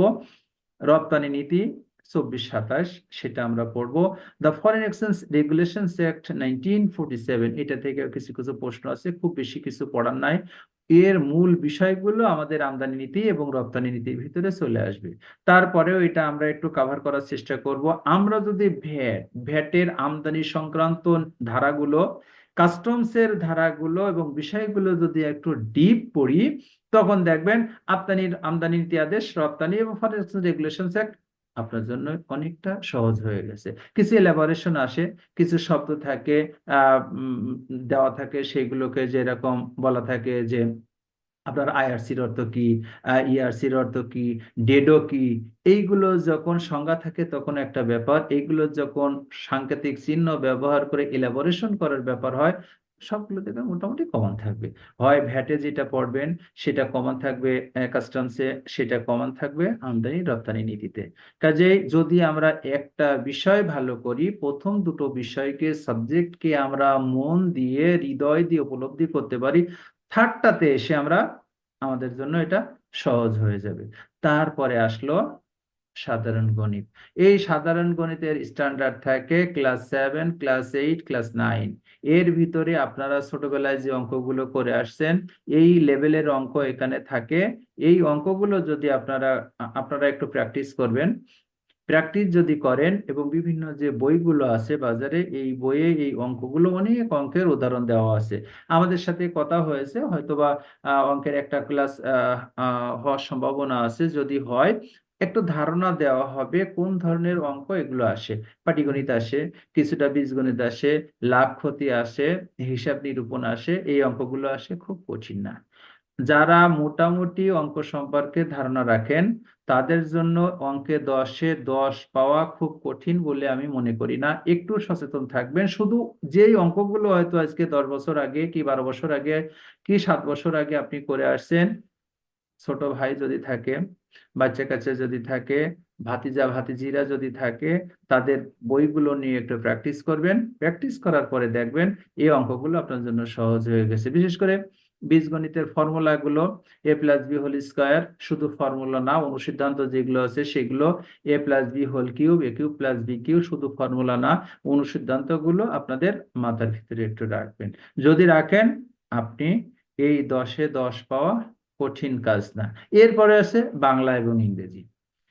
বাংলা এবং ইংরেজিতে 10 নম্বর আছে। এখানে যে বিষয়টা থাকে, একটা প্যারাগ্রাফ থাকে বাংলাতে, সেটাকে ইংরেজিতে অনুবাদ করতে বলে। ইংরেজিতে একটা প্যারাগ্রাফ থাকে, সেটাকে বাংলাতে অনুবাদ করতে বলে। দুই একটা ট্রান্সলেশন থাকে, এক কথায় প্রকাশ, এই ধরনের কিছু প্রশ্ন থাকে। আপনারা 9-10, বিশেষ করে স্ট্যান্ডার্ড থাকে 9-10। 9-10-এ যে প্রমিত বাংলা ব্যাকরণ, এই ব্যাকরণটা একটু পড়বেন।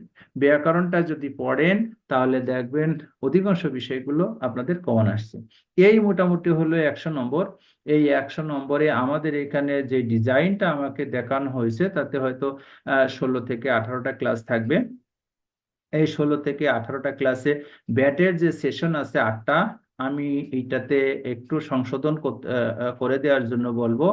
ভ্যাটের ক্লাসগুলো আমরা একটু বাড়িয়ে দিতে চাই, কারণ বেসিক আপনি যেই জায়গা থেকেই প্রশ্নগুলো আসুক না কেন, ভ্যাটের প্রশ্নগুলো, যেহেতু ভ্যাটের পরীক্ষা, এটা একটু জটিল হয়। এই জন্য ভ্যাটের সেশন আরো দুটো যদি বৃদ্ধি করা যায়। কাস্টমসের যে সেশনগুলো আছে, কাস্টমসে আসলে ক্লাসিফিকেশন, এইটাতে চারটা থেকে 3টা থেকে 4টা ক্লাস সেশন ইজ এনাফ। এটা হলে আমাদের থিওরি এবং প্র্যাকটিসের চমৎকার একটা প্রেজেন্টেশন সেখানে দেওয়ার সুযোগ আছে।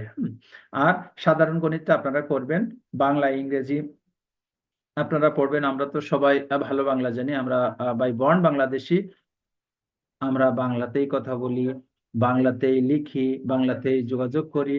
দুঃখের বিষয় হলো অধিকাংশ ক্ষেত্রে আমরা দেখা যায় বাংলাতে কম নম্বর পাই। এই জন্যই আমি আপনাদেরকে বলবো বাংলাতে একটু গুরুত্ব দিবেন। কোন বিষয়গুলো খুব গুরুত্ব দেবেন? সাধারণত সমাস পড়ে, এক কথায় প্রকাশ পড়ে, কখনো কখনো সন্ধি বিচ্ছেদ আসে, কখনো কখনো বিপরীত শব্দ পড়ে। একটা বিষয় কমন থাকে, সেটা হচ্ছে একটা ইংরেজি প্যারাগ্রাফ থাকবে, সেটা আপনাকে বাংলায় অনুবাদ করতে হবে এবং এই অনুবাদটা আসে অতি সাম্প্রতিক যে ঘটনাগুলো ঘটছে, বই পড়ে সাধারণত এগুলো আপনারা পাবেন না। অতি স্বাভাবিক সাম্প্রতিক যেই সমস্ত আর্থিক খাত সংশ্লিষ্ট, আর্থিক বিষয় সংশ্লিষ্ট যে বিষয় থাকে সেইগুলোর একটা অনুবাদ এখানে দিয়ে দেয়। এই জন্য পরীক্ষার আগে যখন পরীক্ষা হবে তখন 1 মাস 2 মাস যদি আপনারা একটা ইংরেজি পত্রিকা নিয়মিত পড়েন, তাহলে দেখবেন ওই জায়গা থেকে অনুবাদ আপনার প্রমাণ চলে আসছে। তাহলে মোটামুটি আমরা অনেকেই হয়তো প্রশ্ন করতে চাচ্ছেন, চ্যাট বক্সে দেখছি এখন 21 আমাদের হ্যান্ড রেজ করছেন, আমরা প্রশ্নগুলোর উত্তর দিব। মিন টাইমে প্রায় 10টা বেজে গেছে। আমি এই জায়গাগুলোতে আমি আমি কথা বলে আমার কথা এই জায়গাতেই আমার কথা শেষ করব। এরপরে আপনারা আপনাদের কথা বলবেন। আমাদের চেয়ারম্যান স্যার যদি থাকেন, উনিও প্রশ্নগুলোর উত্তর দেবেন। আমাদের মডারেটর যারা আছেন ওনারাও কথা বলবেন, আপনাদের প্রশ্নগুলোর উত্তর দেব। তাহলে তাহলে আমরা এই জায়গাগুলোতে শেষ করি এখন আমার বক্তব্য। আপনারা সবাই ভালো থাকবেন, আমার কথা এখানে শেষ। সামনের দিকে আপনাদের সাথে দেখা হবে। এখন আমি বলি ফ্লোর ওপেন করে দেওয়ার জন্য, এবং সবাই যারা প্রশ্ন করতে চান তারা প্রশ্ন করবেন। সবাইকে অনেক অনেক ধন্যবাদ মনোযোগ দিয়ে আমার কথা শোনার জন্য। স্যার কোন ক্লাসের ম্যাথ বুক নিয়ে অঙ্ক করা যাবে না, ক্লাস 9-এরটা নিলে হবে কি?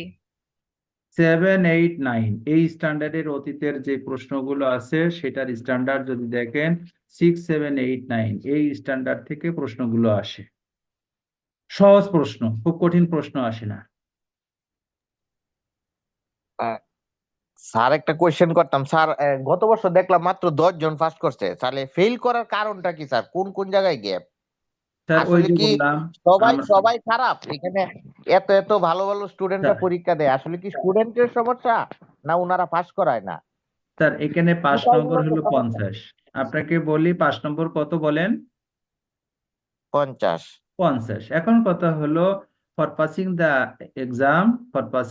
Exam I need to score minimum 50। এখন কথা হলো, if I could not score the 50 then what will be? I am fail.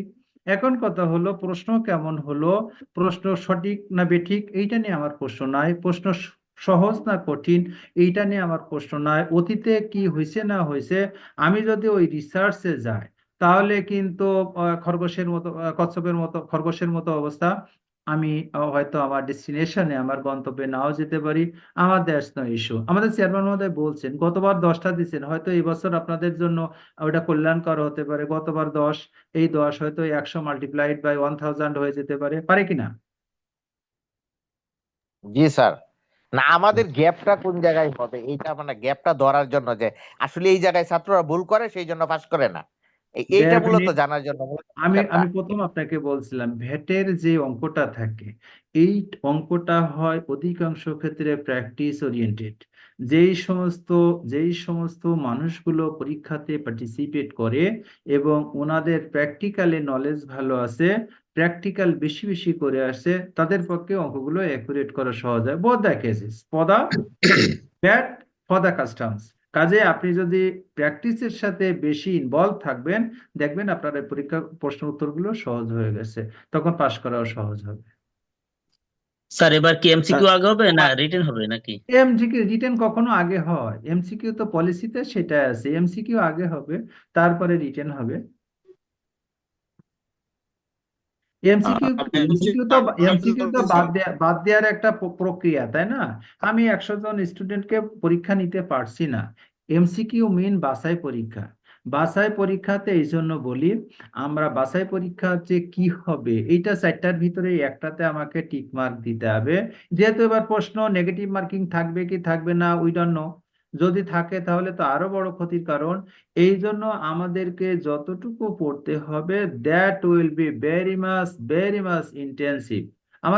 আমাদের একটা কথা আছে, যদি আপনি কোনো কিছুকে ভালোভাবে জানতে চান তার নিজস্ব পরিবেশে আপনাকে ঢুকতে হবে। এই আইনগুলোর নিজস্ব পরিবেশে যদি আপনি ঢুকতে পারেন, তাহলে ওই ওই এমসিকিউ এর প্রশ্ন, ছোট ছোট প্রশ্ন থাকবে তো ওইগুলো জানা সহজ হবে। এই জন্য আইনে ডিটেইল আপনাকে ঢুকতে হবে। ডিটেইল ঢুকলে কোন জায়গা থেকে তো একটা প্রশ্ন আসবে, লিখিত একটা প্রশ্ন থাকলে তো যার নলেজ আছে 1 লাইন 2 লাইন লিখতে পারে, যার নলেজ নাই সে কি এমসিকিউর উত্তর দিতে পারবে? পারবে না। এই জন্য এমসিকিউ পাস করার জন্য আপনাদেরকে আইনগুলো একটু ডিটেইল পড়তে হবে এবং অভ্যন্তরে ঢুকতে হবে, এটা হলো ব্যাপার। স্যার আমার একটা প্রশ্ন ছিল স্যার। বলেন। আচ্ছা, বাজারে তো অনেক ধরনের বই পাওয়া যায়, আসলে কোন বইগুলো হলো এটার জন্য আমাদের সহায়ক হতে পারে? হুম, আমাদের আমাদের ডক্টর আব্দুর রউফ স্যারের বই আছে সহজ ভাষায় নতুন ভ্যাট আইন। আমাদের আবু সুফিয়ান সাহেবের বই লেখা আছে ভ্যাট গাইড। বেশি বই পড়তে গেলে আপনি পাজল হয়ে যাবেন। এই দুটো বইয়ের যে কোনো একটা বই কেনেন আপনার জন্য, that will be very much good. আর কাস্টমসের জন্য বলবেন কাস্টমস আইন, আব্দুল হাকিমের একটা বই, এটা এই দুটো বই কিনলে আমি মনে করি আপনাদের জন্য যথেষ্ট। কি কি বললাম? ডক্টর আব্দুর রউফ স্যার সহজ ভাষায় নতুন ভ্যাট আইন, আবু সুফিয়ান ও মোহাম্মদ সাকির আহমেদ ওনার বইয়ের নাম হচ্ছে ভ্যাট গাইড, এবং আব্দুল হাকিম কাস্টমস আইন। এই তিনটা বই মনে থাকবে? বলেন তো কি বললাম। আমার কথা কি শুনতে পেয়েছেন কিনা? জি স্যার, শুনতে পারছি। ওকে, এইগুলো এই স্যার তিনটা বই। আবার একটু বেশি একটু বই বলবেন, কিনতে যাবেন না, আবার বেশি একটু বই বলবেন, আমরা নোট করবো স্যার, একটু আবার ফাইন, নোট। লেখেন সহজ ভাষায় নতুন ভ্যাট আইন। সবাই একটু লেখেন সহজ ভাষায় নতুন ভ্যাট আইন, ডক্টর আব্দুর রউফ।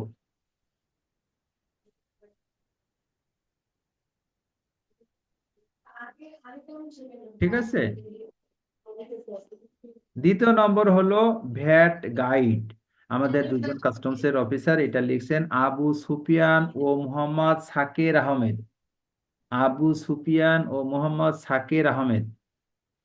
সাকির না, উনি সম্ভবত দন্তসা দিয়ে লেখে, দন্তসা একার কয়েকার র, সাকির আহমেদ। ভ্যাট গাইড আবু সুফিয়ান ও সাকির আহমেদ।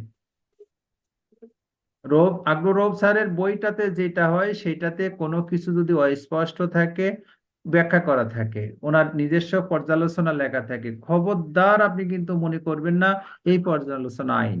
এই পর্যালোচনা হচ্ছে নিতান্তই ওনার একান্তই ওনার নিজস্ব মতামত। উনি যেটাকে ভালো মনে করেছেন দীর্ঘদিনের শিক্ষা অভিজ্ঞতা এবং প্রশিক্ষণ, সেটা থেকে উনি ওনার নিজস্ব মতামত লিখছেন।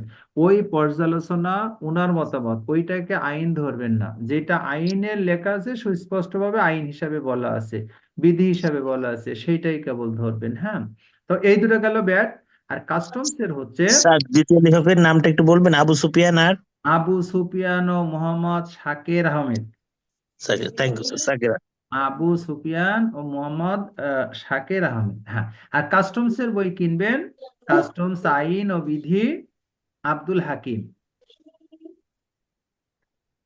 ঠিক আছে, অনেকে হাত উঁচু করেছেন। আমাদের বিজের কে আছেন, সবাইকে যদি একটু সুযোগ করে দেন। সাজেদুল সাহেব মনে হয় আছেন, আপনি একটু দেখেন কে কে হাত, অনেকেই হাত উঁচু করেছেন, কে কে প্রশ্ন করতে চান। আপনি একটু কোঅপারেশন করেন, সবাইকে একটু সহযোগিতা করেন প্রশ্নগুলো করবার জন্য।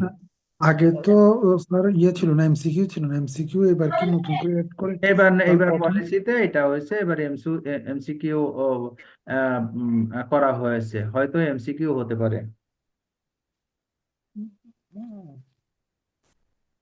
স্যার এখনো কাস্টমস পর্যন্ত আইনের এটা বইটা একটু আবার বলবেন।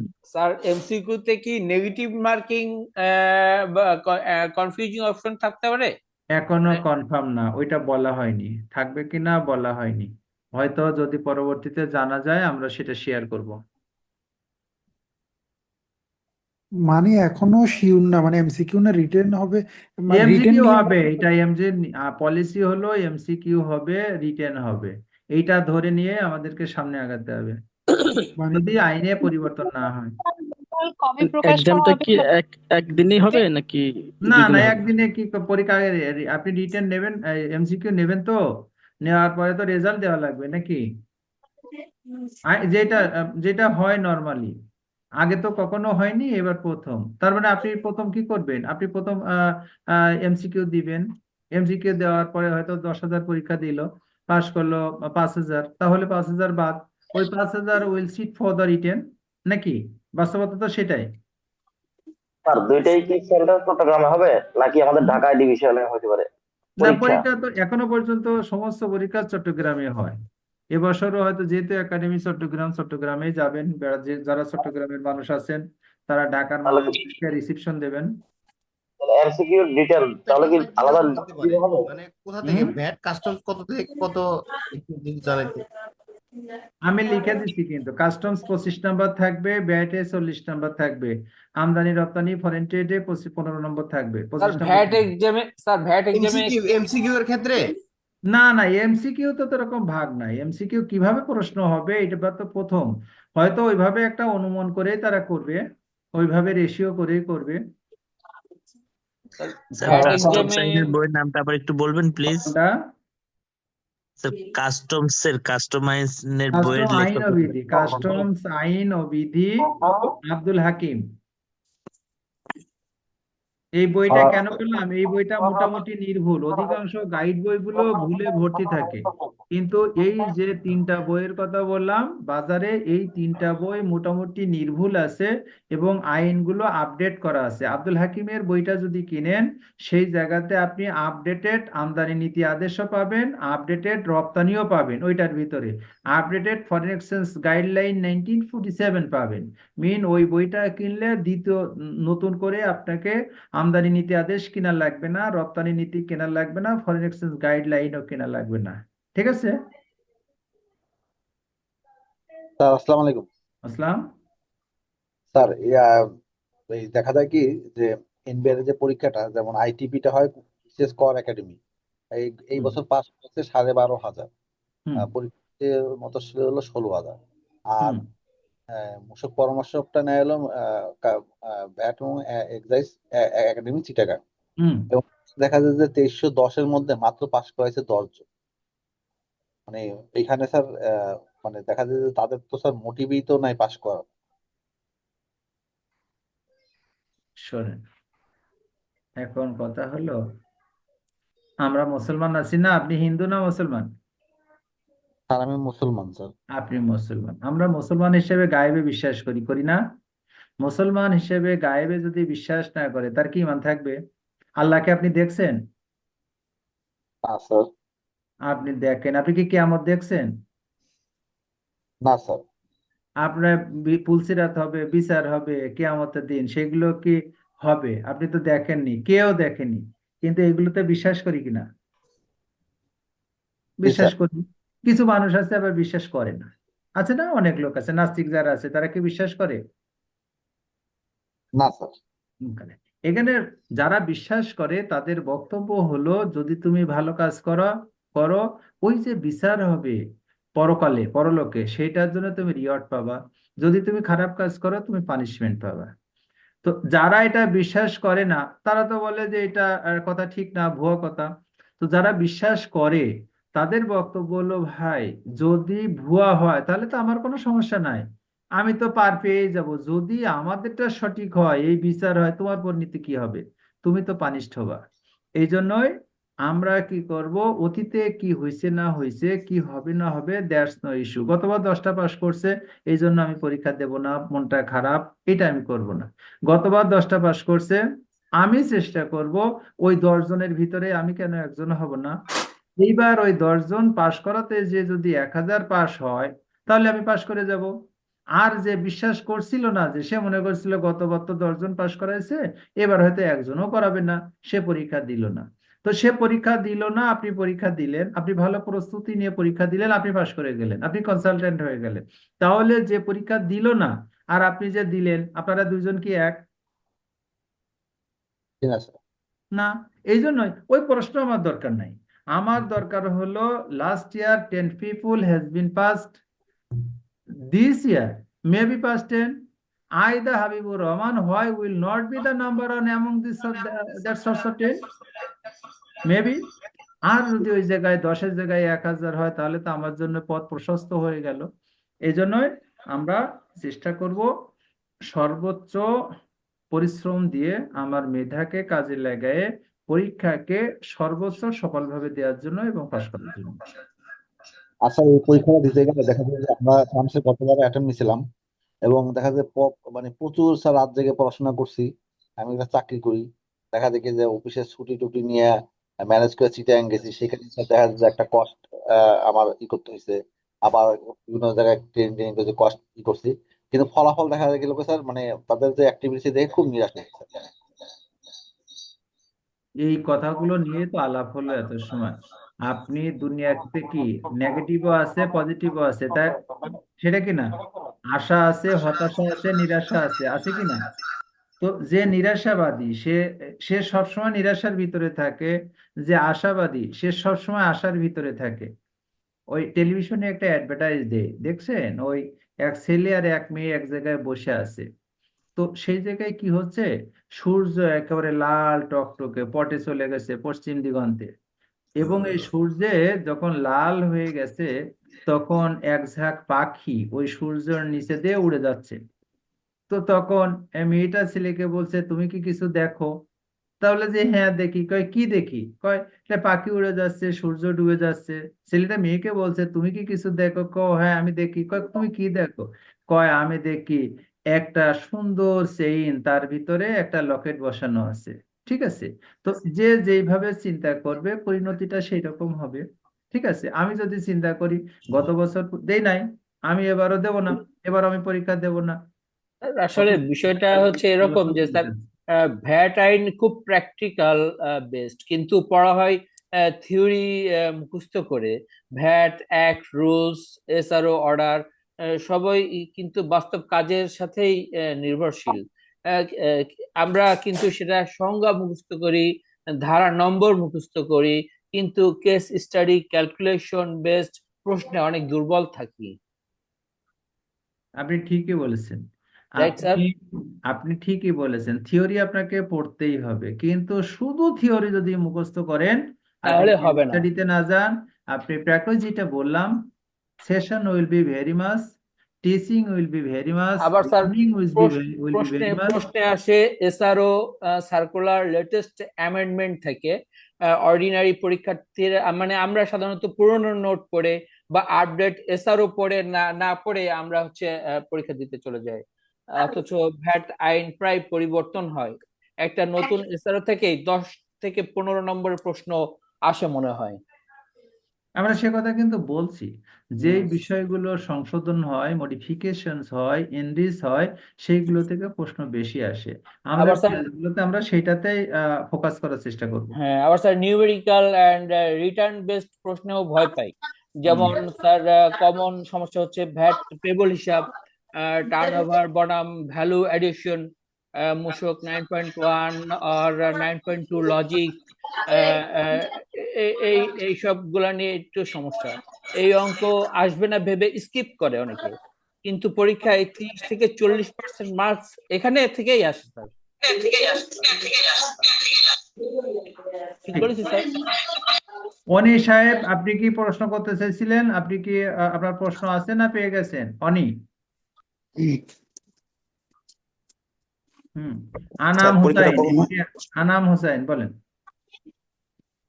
আসসালামু আলাইকুম আসসালাম। স্যার, আমার একটু কোয়েশ্চেন হয়তো বা এটা প্র্যাকটিক্যালি যেটা আমরা ফেস করি স্যার, যেটা বর্তমানে দেখা যায় যে অনেকগুলা ইয়াতে প্রতিষ্ঠানে ইএফডি মেশিন অথবা পজ মেশিন ইউজ করা হয় স্যার। এই ক্ষেত্রে যদি এই কোনো কোম্পানির জন্য অথবা কোম্পানির যদি এই এক্সপেন্সটা হয়ে থাকে, এক্সপেন্স কোম্পানির কোনো কিছু প্রোডাক্ট পারচেজ করার জন্য, প্রোডাক্ট পারচেজ করে যদি ইএফডি মেশিন অথবা পজ মেশিন থেকে যে চালানটা ইস্যু করা হয় সেটা নেয়, এই ক্ষেত্রে স্যার চালানের মধ্যে কোম্পানির কোনো অ্যাড্রেস অথবা কোম্পানির বিন নাম্বারটা দেওয়া হয় না, এটা কি কোম্পানি এক্সপেন্স ডিমান্ড করতে পারবে? আমাদের আইনের বিধান হলো, শোনেন, আমরা আজকে কিন্তু একটা উদ্দেশ্য নিয়ে আসছি। আমরা বলছি আজকে এই ধরনের প্রশ্নে আমরা যাব না, আমাদের সামনে একটা পরীক্ষা আছে, ওই পরীক্ষায় পাশ করতে গেলে আমাদের করণীয় কি সেইগুলো নিয়ে আলাপ করব।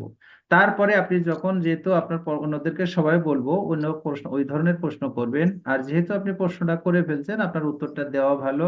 আমাদের আইনের বিধান হলো, আপনি যদি আপনি যদি মূসকের পরিণতি পেতে চান, রিয়াদ পেতে চান, সুবিধা নিতে চান, ডেফিনেটলি ইএফডি মেশিনে আপনার বিন নম্বর লেখা থাকতে হবে। এখন যদি ওইটা বিন নম্বর লিখে নিয়ে আসেন, আপনি স্টারে গেলেন, স্টারে যে আপনি 1000 টাকার খাবার কিনলেন, খাবারের বিল করার আগে আপনি যদি ওনাকে বলে দেন, ভাই আমার বিল নম্বর এটা, আপনি ইনসার্ট করে দেন, সে যদি আপনার বিলের ভিতরে ইনসার্ট করে দেয় আপনি বেনিফিট পাবেন, না হলে পাবেন না। এটা হলো আইনের বিধান। এটা নিয়ে আমরা পরে ক্লাসে ডিটেল আলাপ করব। ঠিক একটু আছে? এড করি স্যার, এখন ওদেরকে রিকোয়েস্ট করলে ওরা বিন নাম্বারটা এটা তো দিতে বললাম চায় না। This is the issue of the practice. এই প্র্যাকটিস নিয়ে কথা বললে আমরা একাডেমিকে আমাদের যে গুড ওইটাতে পিছিয়ে যাব। হ্যাঁ, আমরা তো পড়ি ওই সমস্যা তো শুধু আপনার না, এনবিআর এর চেয়ারম্যানও আছে, উনি বলছে গত একটা মিটিং আমাদেরকে বলছিল, আমি এত মিষ্টি কিনলাম, কই কোনো মিষ্টির দোকান তো আমাকে 6.3 দিল না। ঠিক আছে? তো ব্যাপারটা হলো এইটা। তো মিষ্টির দোকানে তো ইএফডি থাকা উচিত, রেস্টুরেন্টে তো ইএফডি মেশিন থাকা উচিত, নাকি উচিত কিনা? Sure sure sir. ও হয় না তো আপনাকে ওইটাই দিচ্ছেন না, তারপরে তো আপনি বলছেন কি যে আমাকে মূসক নম্বর লিখে দিতে হবে। ডিফিকাল্টি স্যার যেটা বললেন, আস্তে আস্তে আপনাদের মতো মানুষ যখন আসবে, যারা এই স্যার আড়ং এর মতো স্বনামধন্য কোম্পানিও কিন্তু ওই জিনিসটা দেয় না, ওরা বলে যে আপনার বিন নাম্বার এখানে দেওয়ার সুযোগ নাই। রাইট রাইট, এইগুলো দায়িত্ব কর কর্তৃপক্ষের। কর্তৃপক্ষ কি আমাদের সেকশন 78 আইনে সেটা জি, বলছে, আমরা আসসালামু সেটাই আলাইকুম বলবো। আসলাম। স্যার, আমাদের যে অ্যাডমিশন প্রসিডিউর সম্পর্কে একটু বললে ভালো হতো। অ্যাডমিশন প্রসিডিউর আসলে কর্তৃপক্ষ জি আছে, ওনারা স্যার বলবেন। স্যার স্যার আসসালামু আলাইকুম। আসসালাম। হ্যাঁ, স্যার আপনার স্ক্রিনটা ওইগুলো যদি একটু বললে ভালো করতেন, হতো স্যার। আমি একটু শেয়ার করতাম, আমাদের অ্যাডমিশন প্রসিডিউর একটু সবার সাথে শেয়ার করতাম sir please. Right, ball. Sir স্ক্রিনটা আপনার শেয়ারটা স্টপ করবেন প্লিজ, আমি একটা স্ক্রিন শেয়ার করবো প্লিজ। আমি আমি আমি স্টপ করে দেবো, তাই না? একটু Yes, একটু লাইনে থাকবেন। ওকে, আমি স্টপ করে দিছি।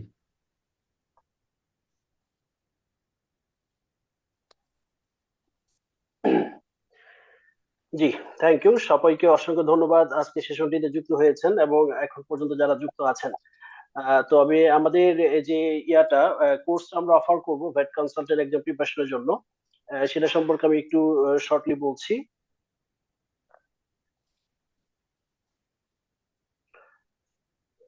আমাদের কোর্সে রাখা হয়েছে টোটাল 20টা সেশন। টোটাল 20টা সেশন থাকবে, মডেল টেস্ট থাকবে 2টি, যেখানে ভ্যাটের উপরে ক্লাস থাকবে টোটাল 10টি ক্লাস, কাস্টমস এর উপরে 6টি ক্লাস, আমদানি রপ্তানির উপরে 3টি ক্লাস থাকবে, এবং সাধারণ গণিত, বাংলা, ইংলিশ এগুলো মিলে একটা ক্লাস থাকবে, একটা ওভারভিউ সেশন থাকবে। টোটাল 20টি ক্লাস, 2টি মডেল টেস্ট থাকবে। যেখানে সেশন হবে হাইব্রিড সেশন, হাইব্রিড বলতে অনলাইন থাকবে, ফিজিক্যালও থাকবে। এখানে আমরা অনলাইন ক্লাস রাখার ট্রাই করেছি 16টা সেশন অনলাইনে হবে, এবং অফলাইন হবে 4টা সেশন, 2 দিনে 4টা সেশন হবে। হ্যাঁ, ফুল ডে হবে। এই হচ্ছে সেশন সংখ্যা। এবং অনলাইন ক্লাসটা হবে সপ্তাহে 2 দিন রাখা হয়েছে, এটা সানডে এবং টুইসডে, এবং ক্লাসগুলো হবে রাত 9টায়। রাত 9টা হবে, প্রতিটা সেশন 1.5 থেকে 2 ঘন্টা হবে। এখন এই সেশনটা কভার করতে গিয়ে যদি সিলেবাসের কোনো কিছু বাকি থাকে, যদি অতিরিক্ত কোনো সেশনের প্রয়োজন হয়, আমরা সেটাও অ্যাডজাস্ট করব। এখানে আমাদের কোর্স ফিটা যেটা নির্ধারণ করা হয়েছে, এটা regular fee 10,000, but early bird offer থাকবে 5,000, 5,000 টাকা থাকবে। বাট আজকে যারা প্রেজেন্ট আছেন, ওই ওয়েবিনারে যারা প্রেজেন্ট আছেন, তাদের জন্য একটা স্পেশাল অফার থাকবে, সেটা হচ্ছে অনলি 4,000 টাকা। 4,000 টাকা, সেটা আগামীকালকের মধ্যেই যারা ভর্তিটা কনফার্ম করবেন, আমরা চ্যাট বক্সে একটা অ্যাপ্লিকেশন ফর্ম দিয়েছি, সেটা ফিল আপ করে রাখতে পারেন। কালকের মধ্যে যারা কনফার্ম করবেন তাদের জন্য আমরা 4,000 টাকা রাখবো। এবং সেই সাথে আমাদের চেয়ারম্যান স্যারকে আমরা একটা রিকোয়েস্ট করেছি, অ্যাকাউন্টস ফাইন্যান্সের একটা ফান্ডামেন্টাল একটা সেশন কোর্স নেওয়ার জন্য, যেখানে 3 থেকে 4টা সেশন থাকবে, এটা টোটালি ফ্রি পাবেন। হ্যাঁ, এই ছিল ডিটেলস। এবং পেমেন্ট মেথডটা হচ্ছে আমাদের বিকাশ, নগদ আমরা অ্যাকসেপ্ট করছি, এবং ব্যাংক ডিটেলস আছে। এই ছিল কোর্স ডিটেলস। তো কোর্স সম্পর্কে যদি কোনো কোয়ারি থাকে আমাকে কোশ্চেন করতে পারেন প্লিজ। জি ভাই, আমার একটা কোয়ারি ছিল ভাই। Sure sure. হ্যাঁ, আমি একটু আগে এটা জয়েন কি করছি, আমি জানতাম 9টার দিকে, কিন্তু আমি আসলে অ্যাটেন্ড করতে পারি। এই ক্লাস রেকর্ডিংটা কি দেওয়া যাবে? মানে আমি দিব এটার উপর দিব বেস জি দেখে আমি আগামীকাল রেজিস্ট্রেশনে নিব তাহলে। মানে আমি ওভারঅল সিনারিওটা দেখতে পারিনি আপনাদের এই জি আজকের প্রেজেন্টেশনটা। অবশ্যই অবশ্যই আমরা শেয়ার করব, রেকর্ডিং শেয়ার করব, সমস্যা তাহলে নেই। কাইন্ডলি একটু রেকর্ডিং শেয়ার দিয়ে দেন, তাহলে ওটা বেস করে কালকে আমি দেখি ইনিশিয়েটিভ নিব। ওকে ভাই, শিওর এইটা শিওর কি শিওর। সিএফও ক্লাসের যেদিন যেদিন এই 2টা দিন কি সেদিন পড়ে যাচ্ছে? পড়ে যাচ্ছে ভাইয়া প্লিজ। হ্যাঁ, তাহলে সানডে তো টিউসডে ক্লাস ভালো থাকে আমাদের হবে। সিএফও কোর্সে। সমস্যা নেই, যারা একটু সিএফও ইয়ে কোর্স আছেন দেখেন, আমাদের। সিএফও কোর্সের সাথে একটু জি মানে একটু মিসম্যাচ করা ডিফারেন্ট ডেটে ফেলানো যায় কিনা একটু দেখেন, যদি সম্ভব হয়। আর যদি মানে অসম্ভব হয় তাহলে তো কিছু করার নেই, কারণ আমাদের তো প্রতিদিনই ক্লাস থাকে। সাজুল বুঝতে পারছেন? জি যারা স্যার, সিএফও বুঝতে পেরেছি। কোর্সের সাথে এডিশনাল অ্যাড হতে চায় তাদের জন্য দেখেন এটা একটু অন্যভাবে অল্টারনেটিভলি করা যায় কিনা। না করতে পারলে আসলে ওনাদেরকে বলতে হবে যে না, সবগুলো ক্লাস কোইন্সিডেন্ট করবে, মানে দু একটা ক্লাস করবে আর কি, সেটা বলে নিয়ে না প্লিজ প্লিজ। আচ্ছা, শিওর। আরেকটা কথা, ওটা এটা কবে থেকে কবে ডিউরেশন টাইমটা, আমাদের সিএস ক্লাসটাও তাহলে যাওয়ার সাথে ইয়াটা না হয়। আমাদের আমাদের জানুয়ারি থেকে শুরু হবে ক্লাসটা, জানুয়ারির ফার্স্ট উইক থেকে শুরু হবে। আর শেষ হবে কবে? আচ্ছা, টোটাল ক্লাস তো 20টা, এটা সপ্তাহে 2টা করে ক্লাস থাকবে। সেক্ষেত্রে হচ্ছে 2 মান্থ লাগবে। যদি এটা এক্সাম ডেটটা এসে যায়, এটা সপ্তাহে 3 দিনও হতে পারে। হ্যাঁ, এক্সাম ডেটটা যদি আর্লি হয়। এক্সাম ডেট আসবে, আসলে আগানো হবে, এবং ফিজিক্যাল ক্লাসগুলো নিলে তো আপনি আরো আগায় যাবে। মানে আমরা চেষ্টা করব যে আপনাদের ক্লাসগুলো মানে অ্যাবজর্ব করে এবং যত দ্রুত শেষ করা যায়। এক্সাম টাইম তো আমরা জানবো, আমরা আগের থেকে, আপনারা জানার আগে আমরা তথ্য পাবো যে কবে হতে পারে, সেই অনুযায়ী আমরা ক্লাসের সংখ্যা এবং ফ্রিকোয়েন্সি এবং ফিজিক্যাল ক্লাস এবং ডিজিটাল মানে হাইব্রিড ক্লাসটা অ্যাডজাস্ট করবো, তাই তো সাজিদুল? জি, রাইট স্যার। আচ্ছা, ওকে, ঠিক আছে। ফিজিক্যাল জেনারেলি ক্লাস পরীক্ষাটা কি মাসে হয়? সুবিধা হবে। ফিজিক্যাল ক্লাস সরি, বুঝিনি। সার্কুলারটা একটু লাগবে আমাদের। রাখতে পারবেন? সরি, কথা বুঝতে পারছি না। ফিজিক্যাল ক্লাসে যদি কথা থাকে, আমরা ফিজিক্যাল ক্লাসটা ফ্রাইডে করব। যদি করি সেটা ফ্রাইডে হবে ফিজিক্যাল ক্লাস। আর সার্কুলারটা কি দেওয়া যাবে? সার্কুলার হ্যাঁ, সার্কুলারটাও দেওয়া যাবে। আমরা হোয়াটসঅ্যাপ গ্রুপে আপনারা যারা যুক্ত আছেন, আমরা সার্কুলার সহ আমাদের কোর্সের ডিটেইলস সহ আমরা শেয়ার করব ইনশাআল্লাহ। ফিজিক্যাল ক্লাসটা ফ্রাইডে নিলে আমাদের সিএস যারা চার্টার সেক্রেটারিজ করতেছে তাদের আবার ফ্রাইডে, আমাদের তো জানুয়ারি সেশনে পরীক্ষা সব ফ্রাইডেই রাখছে, ফ্রাইডে এবং স্যাটারডেটা। অবশ্যটা দিনের বেলায় করলে ঝামেলা হয়ে যায়। সেক্ষেত্রে এটা এটা আচ্ছা, ঠিক আছে, এটা নিয়ে আমরা কথা বলতে পারি। আমরা তো অনলাইন তো সেশন আমাদের রেকর্ডিং দেখতে পারবেন, সমস্যা নেই। ফিজিক্যালটা খুব করলে আমাদের জন্য ওটা ফ্রুটফুল হবে বেশি, ফিজিক্যাল ক্লাসটা অনলাইন বেস থেকে। ওখানে কোশ্চেন হ্যাঁ, আনসার বাট বলা যাবে। বাট সম্পূর্ণ কোর্সটা ফিজিক্যালি আসলে করাটা কষ্টকর। সম্পূর্ণ অনেকেই নয়, আছেন। যতটুকু বেশি পাওয়া যায় হ্যাঁ আমাদের হ্যাঁ, সাথে যে। জি আমরা ট্রাই করবো ইনশাআল্লাহ ফিজিক্যালি যতটা ক্লাস রাখা যাবে ট্রাই করবো। আচ্ছা, আরজেএসসির সঙ্গে এটা ওভারল্যাপিং করবে কিনা, আমরা যারা আরজেএসসি তে ভর্তি হয়ে আছি? আমার মনে হয় মানডে টু ওয়েডনেসডে করলে বোধহয় ভালো হয়। আর জেনারেলি পরীক্ষাটা কোন মাসে হয়? না, পরীক্ষাটা হয়তো রিসেন্টলি হবে। আপনার ওই এখন নির্বাচনের আগে হবে কি না, নির্বাচন হয়তো পরেও যেতে পারে। এটা ডেটটা ওনারাই ফিক্স করবে আর কি। এটা আমরা এখন সরাসরি বলতে পারছি না আর কি। না জেনারেলি মানে প্রিভিয়াস অ্যাকর্ডিং অনুযায়ী আপনার আছে না, মেতে হয় বা জুনে হয়, ওইরকম। এবার তো জুনে হয়েছে, গতবার জুনে এবছর হয়েছে। জুনে হয়েছে, এর আগের বছর।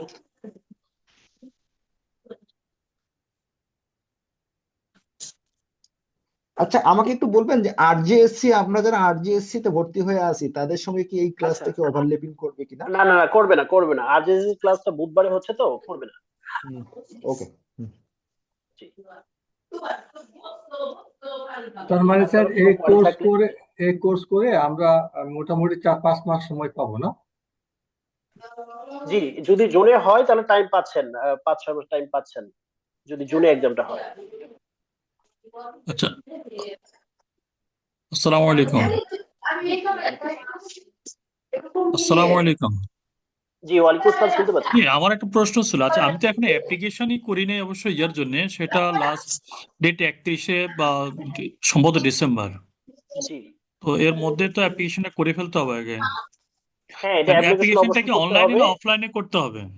এটা আপনাকে অনলাইনে করতে হবে। অনলাইনে করে আবার কুরিয়ারে ডাকযোগে তাদেরকে পাঠাতে হবে, 31 ডিসেম্বরের মধ্যে পাঠাতে হবে। অনলাইনে করতে হবে, দেন হচ্ছে আপনাকে কুরিয়ারে করতে হবে ডকুমেন্ট সহ। ডকুমেন্ট সহ কি চিটাগংগে দিতে হবে না ঢাকা এনবিআর দিলে হবে? না না, এটা হচ্ছে চিটাগংয়ে আপনাকে কুরিয়ার করতে হবে। কাস্টমস, ভ্যাট এন্ড কাস্টমস এক্সাইজে আছে, ওখানে করতে হবে। আচ্ছা। সার্কুলারটা করলে সব ক্লিয়ার হয়ে যাবে। সার্কুলারটা একটু দিয়ে দিন। জি, আমরা সার্কুলারটা দিয়ে দিব, ওখানে ডিটেইলস লেখা আছে প্রসিডিউর। আচ্ছা, আমার তো অনেক আগে অ্যাপ্লাই করা আছে টোটাল প্রসিডিউর মেনটেন করে। এখন তারা পাইছে কিনা এটা কনফার্মেশন তারা দেয়? কনফার্মেশনটা হচ্ছে এইভাবে মেবি দেয় না। যখন হচ্ছে এক্সামের ইয়াটা হবে তখন হয়তো মেসেজ দিবে আপনাকে ফাইনাল। হ্যাঁ, ওরা রিসিভ করছে কিনা এটার কনফার্মেশন দেয় না। কারণ আমি তো টোটাল প্রসিডিউর মেনটেন করে যে ফর্ম 18 ওদের ফর্ম ফিল আপ করে এইভাবে দিচ্ছি ওই টোটাল ওরা রিসিভ করছে, কনফার্মেশন পাওয়া যাবে যদি আপনি পোস্ট অফিসে রেজিস্ট্রেশন করে দেন আর কি। মানে আপনি যেটা রেজিস্ট্রেশন করবেন তাহলে আপনি রিসিপ্টটা আমি পাচ্ছেন। পোস্ট অফিসে এই করে রেজিস্টার করে দিচ্ছি ওভারঅল। ওনাদের কাছ থেকেও তথ্য পাওয়া যাবে যে ওনারা দিয়েছে কিনা, এটা ওনাদের কাছ থেকেও তথ্য আপনি নিতে পারবেন, ট্র্যাকিংটা করতে পারবেন। আচ্ছা আর আপনাদের যে চ্যাট বক্সে যে অ্যাপ্লাই সরাসরি ওদের এখানে প্রেজেন্ট করার দিচ্ছেন ওই অ্যাপ্লাই ইয়াটা না, সরাসরি সুযোগ নেই, আপনাকে ডাকযোগেই পাঠাতে হবে। হ্যাঁ, ফিজিক্যাল ক্লাসটা কি ফুল ডে হবে? হ্যাঁ, ফিজিক্যাল হলে ফুল ডে হবে, সকাল 10টা থেকে 5টা পর্যন্ত। পোস্ট অফিস না কুরিয়ার করে দিলে হবে? চিঠিগুলো এটা কি না সরকারি পোস্ট অফিসের মাধ্যমে দিতে হবে? এটা ডাকযোগে লেখা আছে, ওনাদেরকে ডাকযোগে পাঠাতে হবে আর কি। এটা ডাকযোগে পাঠাতে হবে। কুরিয়ারে পাঠাইছিলাম, কুরিয়ারে হয়ে যায়। ডাকযোগে পাঠাতে হবে, অন্য কোনো এক নাই ওটাই। না, ওনারা ডাকযোগে, সার্কুলার ডাকযোগেই লেখা আছে। ডাকযোগে পাঠাতে হবে, হ্যাঁ। আচ্ছা আর একটা দেখলাম আপনাদের চ্যাট বক্সে অনলাইন অ্যাপ্লাইয়ের একটা ইয়া পাঠিয়েছেন, দিয়েছেন। জিবিও থেকে পাঠালে ট্র্যাকিং নাম্বার পাবেন, ট্র্যাক করতে পারবেন অ্যাপ্লিকেশনটা। আচ্ছা ঠিক আছে, ওকে, ধন্যবাদ জি। জি, এই জন্য কোশ্চেন করছিলেন চ্যাট বক্সের বিষয়ে। হ্যাঁ চ্যাট বক্সে যে অনলাইন অ্যাপ্লাই ফর্মটা ওটা আপনারা আমার নিচে একটু দিয়ে দেন পেজে অ্যাপ্লিকেশন ইয়াটা। সার্কুলারটা একটু দিয়ে দিন, সার্কুলার। না সার্কুলার না, ওই যে অ্যাপ্লিকেশনের ইয়াটা। হ্যাঁ, আমি চ্যাট বক্সে দিয়েছি, এবং যারা হোয়াটসঅ্যাপ গ্রুপে আছেন হোয়াটসঅ্যাপ গ্রুপে আমরা দিব, সমস্যা নেই। হ্যাঁ চ্যাট গ্রুপে বক্সে দিয়ে দেন। হুম জি জি জি ওকে। জি। আর কোনো কোয়ারি আছে কিনা আমাদের কোর্স সম্পর্কে? আমাদের স্যাররা আছেন, যদি স্যারের কাছে কোনো যদি কোয়ারি সম্ভব হয় অ্যাপ্লিকেশন ফরম্যাটটাও কি দেওয়া সম্ভব কিনা ইয়েতে হোয়াটসঅ্যাপ গ্রুপে? আচ্ছা, এটা আমরা দিব। আমাদের একটা শর্ট ভিডিও আছে, হ্যাঁ, কিভাবে অনলাইনে করবেন এটার ভিডিও আছে, আমরা ট্রাই করব ভিডিও সহ দেওয়ার জন্য। জি প্লিজ। জি। আর আমি আমার নাম্বারটাও দিচ্ছি, চ্যাট বক্সে দিচ্ছি, যদি কেউ না পেয়ে থাকেন আমাকে ইনবক্সে মেসেজ দিবেন হোয়াটসঅ্যাপে, আমি ইনশাআল্লাহ ট্রাই করব শেয়ার করার জন্য। আমি নাম্বারটাও শেয়ার করছি। Okay thank you. ভাই আপনার নামটা কি একটু বলবেন, আপনার নামটা? জি, আমি সাজিদুল ইসলাম। জি, সাজিদুল ইসলাম। সাজিদুল ভাই, হ্যাঁ ঠিক আছে ভাই। সাজিদুল ভাই আজকে রেকর্ডটা একটু কাইন্ডলি দিয়েন, আমি মিস করছি তো প্রথম থেকে। ইনশাআল্লাহ জি, জি আমরা শেয়ার করব। Okay thank you. জি ওয়েলকাম। জি, আর কারো কোনো query? BKash, hello, bKash payment নম্বরটা শেয়ার করবেন কাইন্ডলি। আচ্ছা, আমি চ্যাট বক্সেও দিচ্ছি, বিকাশ পেমেন্টটা দিচ্ছি।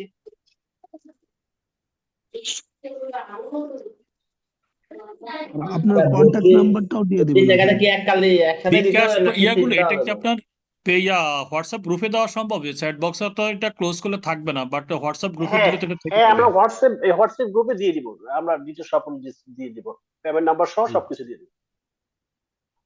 স্যার আমি অ্যাপ্লিকেশনটা করেছি আপনাদের এই লিংক থেকে। ওকে ওকে, ঠিক আপনার আছে। কাইন্ডলি জি, কন্টাক্ট আমরা নাম্বারটাও দিয়ে দেন চ্যাট বক্সে। শিওর চ্যাট বক্সে আমি কন্টাক্ট নাম্বার দিয়েছি। আমার এখন স্ক্রিন শেয়ার করছে, এটা পেমেন্ট নাম্বার, কেউ স্ক্রিনশট নিতে পারেন পেমেন্ট নাম্বারটা।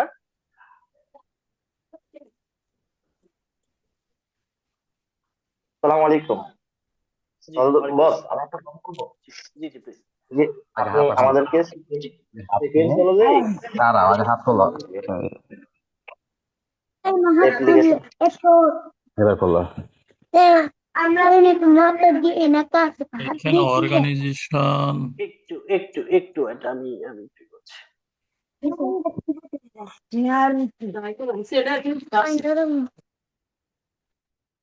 জি, কে যেন কোশ্চেন করছিলেন, প্লিজ এখন করুন। আমি আমাদেরকে পর্যায়ক্রমে অ্যাপ্লিকেশন ফর্ম, সার্কুলার প্লাস আপনার শর্ট ভিডিও, এরপরে আপনার পেমেন্ট প্রসিডিওর, আপনার এখানে কোচিং করার জন্য সবগুলো ডিটেলস দিয়ে দিলে সিকোয়েন্স অনুযায়ী, তাহলে আসলে সবাই কোশ্চেনও করবে না, আর ডিটেলস সবাই সবকিছু ইজিলি ওইখান থেকে দেখতে পারবে যার যার মতো করে, যখন সুবিধা হয়। শিওর আমরা শেয়ার করে দেবো ইনশাআল্লাহ। আসসালামু আলাইকুম। জি ওয়ালাইকুম আসসালাম, প্লিজ। আচ্ছা, যে কোর্সে যে আমরা ফিজিক্যাল ক্লাসের কথা বলা হচ্ছে, যারা চিটাং থেকে জয়েন করবে তাদের ক্ষেত্রে বিষয়টা কিরকম হবে? আচ্ছা, চিটাগাং থেকে যদি আসা সম্ভব হবে, এর আগেও আমাদের ফিজিক্যালি চিটাগাং থেকে অনেকেই আসছেন, যদি আসা সম্ভব হয় অবশ্যই আসবেন, অথবা এটা আমরা ফিজিক্যাল যেটা হবে সেটা অনলাইনেও অ্যাক্সেস দিব, হ্যাঁ, জুমের মাধ্যমে অনলাইনেও আপনি এই ক্লাসে অ্যাটেন্ড করতে পারবেন। আপনাদের অফিসের লোকেশনটা কোথায়? আমাদের অফিস লোকেশন মতিঝিল সিটি সেন্টারে লিফটে 26-এ আমাদের অফিস। Thank you.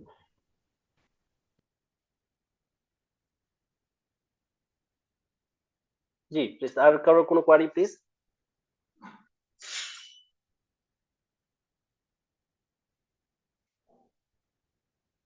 বইগুলো বলেছিলেন হচ্ছে আবু সুফিয়ান আব্দুল রউফ স্যারের আর আব্দুল হাকিম, আর আর কি করে বলেছিলেন? ফিজিক্যাল ক্লাস সবগুলো কি পাই যেতে হবে? সরি বুঝিনি ভাইয়া, মমিন ভাইয়া বুঝিনি। হ্যাঁ, ফিজিক্যাল ক্লাস যে 4টা ফিজিক্যাল ক্লাস নিবেন, স্যারটা কি পাই হ্যাঁ, যেতে হবে? আমরা ট্রাই করব ফ্রাইডেতে, কারণ সবার জন্য ভালো হবে। তারপরে যদি পাই যেতে ভালো হবে, কারণ অনেকে তো চাকরিজীবী এটি আছে বেশিরভাগই, জি জি পাই হলে বেটার। জি ফ্রাইডে আমরা ট্রাই করবো। ঠিক ফ্রাইডে আছে হলে সাজেদুল বিকালের ভাই। সেশনে দেখেন, কারণ আমাদের যারা সিএস আছে এদের আবার ফ্রাইডে পরীক্ষা পড়ে, ফ্রাইডে স্যাটারডে। স্যার আপনাদের ফ্রাইডেতে স্যাটারডে মনে হয় বেশি ভালো, কারণ কি স্যাটারডেতে আমরা লং ডে টাইম পাবো, তো ফ্রাইডেতে জুমার নামাজ থাকে, স্যাটারডে ওটা থাকে না। ওকে ওকে, সমস্যা নেই, আমরা তাহলে স্যাটারডে করতে পারি। আর সিএস এর পরীক্ষা যিনি বলছিলেন, আপনাদের পরীক্ষা কখন হয়ে থাকে? এটা সকালে? আমাদের শুক্রবারে এখন ভাই ওটা ইয়াটা দেখতে হবে, পরীক্ষার ইয়াটা কবে কখন। আচ্ছা আমাদের ইয়া দিচ্ছে আচ্ছা, পরীক্ষার টাইমটা। সমস্যা নেই, আমরা নোট রাখছি। সবার জন্য ফ্লেক্সিবল হয় যেরকম হবে, আমরা ইনশাআল্লাহ ট্রাই করবো সবারটা ফিল আপ করার জন্য। হ্যাঁ, ওটা করলে ভালো হয়, কারণ এই যে পরীক্ষার ইয়াটা আমার হচ্ছে এই যে সিএস এর পরীক্ষার ইয়া আমাদের টাইমটা দিয়েছে সকাল সেশনে, বিকাল সেশনে আপনি ফিজিক্যাল দিতে পারেন। আচ্ছা ঠিক আছে, আমরা নোট রাখছি, আমরা ফাইনালি অ্যানাউন্স করবো আর কি এটা কি করা যায়। হ্যাঁ ঠিক আছে, ওকে ওকে ওকে, থ্যাংক ইউ। যে আর কারো কোয়ারি প্লিজ?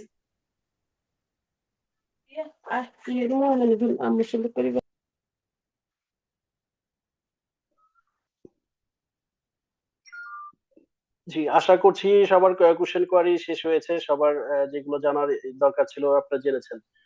জি, কারো কোনো কোয়ারি আছে? হাফিজুর জি রহমান স্যার জি, কিছু জানতে? আমার একটা কোয়ারি ছিল। স্যারের দুইটা ডিভাইস অন করা আছে মেবি, একটা ডিভাইস একটু অফ করে আরেকটা দিয়ে কোশ্চেন করতে হবে প্লিজ।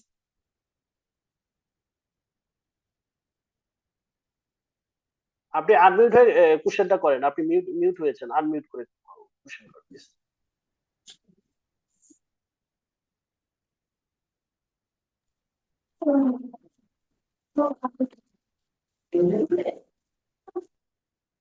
হ্যালো, জি প্লিজ, শুনতে পাচ্ছি। সেটা হচ্ছে যে বিভিন্ন ইয়ারের যে ভ্যাট কনসালটেন্টের কোশ্চেন গুলো আসছে, এগুলো কি এখানে কি শেয়ার করা যাবে?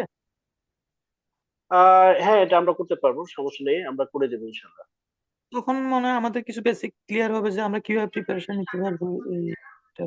জি জি জি, আপনার আইডিয়া পেয়ে যাবেন। হ্যাঁ, এটা আমরা দিব সমস্যা নেই। আমার মনে হচ্ছে এটা যদি আপনার হোয়াটসঅ্যাপে যদি শেয়ার করেন, দেন আমরা আমাদের ইয়েটা একটু। হ্যাঁ, হোয়াটসঅ্যাপ গ্রুপ আছে আমাদের, সমস্যা নেই, গ্রুপে আমরা পেয়ে যাবো। ঠিক আছে থ্যাংক ইউ, আমার এটাই ছিল কোশ্চেন। জি জি, থ্যাংক ইউ। আচ্ছা, একটা প্রশ্ন ছিল আমার, ওই ফর্ম যখন ফিল আপ করবো, তো ওটা কি কোনো পেমেন্ট করতে হয় ওখানে নাকি না? হ্যাঁ, একটা পেমেন্ট, আপনাকে 1000 টাকার পেমেন্ট ড্রাফট করতে হবে ব্যাংকে। হ্যাঁ, ব্যাংকে পেমেন্ট করতে হবে, সেটা ড্রাফট কপি আপনাকে ওখানে ইয়াতে অ্যাডজাস্ট করতে হবে, অনলাইনে অ্যাডজাস্ট করতে হবে, এবং যখন কুরিয়ার করবেন ওই ফিজিক্যাল যে পেমেন্ট রিসিপ্টটা সেটা আপনাকে পাঠাতে হবে। ওই ড্রাফট সহ পাঠাতে হবে? জি। আচ্ছা, আরেকটি জিনিস, আমি আমি মনে করেন আপনার ফর্ম ফিল আপ করলাম, কিন্তু পরীক্ষা দিলাম না, কোনো সমস্যা নাই তো? যদি না সমস্যা হয়, যদি না দিতে পারলাম? না, প্রবলেম না থাকলে দিতে পারবেন না, সমস্যা নেই, ওটা সমস্যা নেই। আসসালামু আলাইকুম। জি, ওয়ালাইকুম আসসালাম।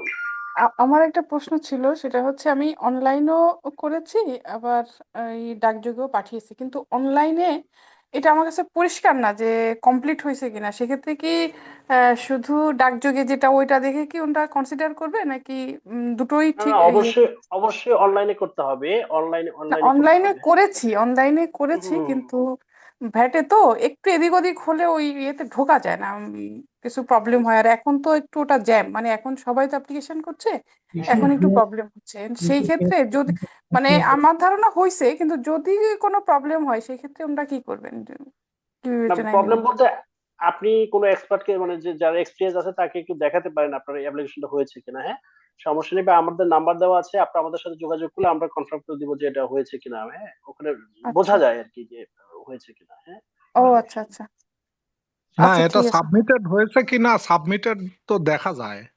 সাবমিট হ্যাঁ হ্যাঁ, নিয়েছে, কিন্তু ওর মধ্যে কোনো ভুল টুল আছে কিনা? না, না না, ভুল সাবমিট হইলে থাকলে আর সমস্যা সাবমিট হয় না। ভুল থাকলে সাবমিট নেবেই না। আচ্ছা, জি। না আমারটা সাবমিট নিয়েছে। হ্যাঁ, সাবমিটেড হলে ডান। থ্যাংক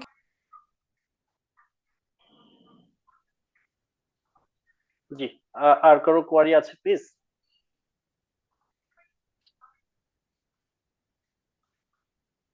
কারো কোয়ারি না থাকলে আমরা হয়তো শেষ করে দিব, অনেক রাত হয়েছে। যদি কোনো কোয়ারি না থাকে, আমাদের স্যাররা কিন্তু আছেন আমাদের সাথে, স্যারের কাছে কোনো কোয়ারি থাকলেও বলতে পারেন।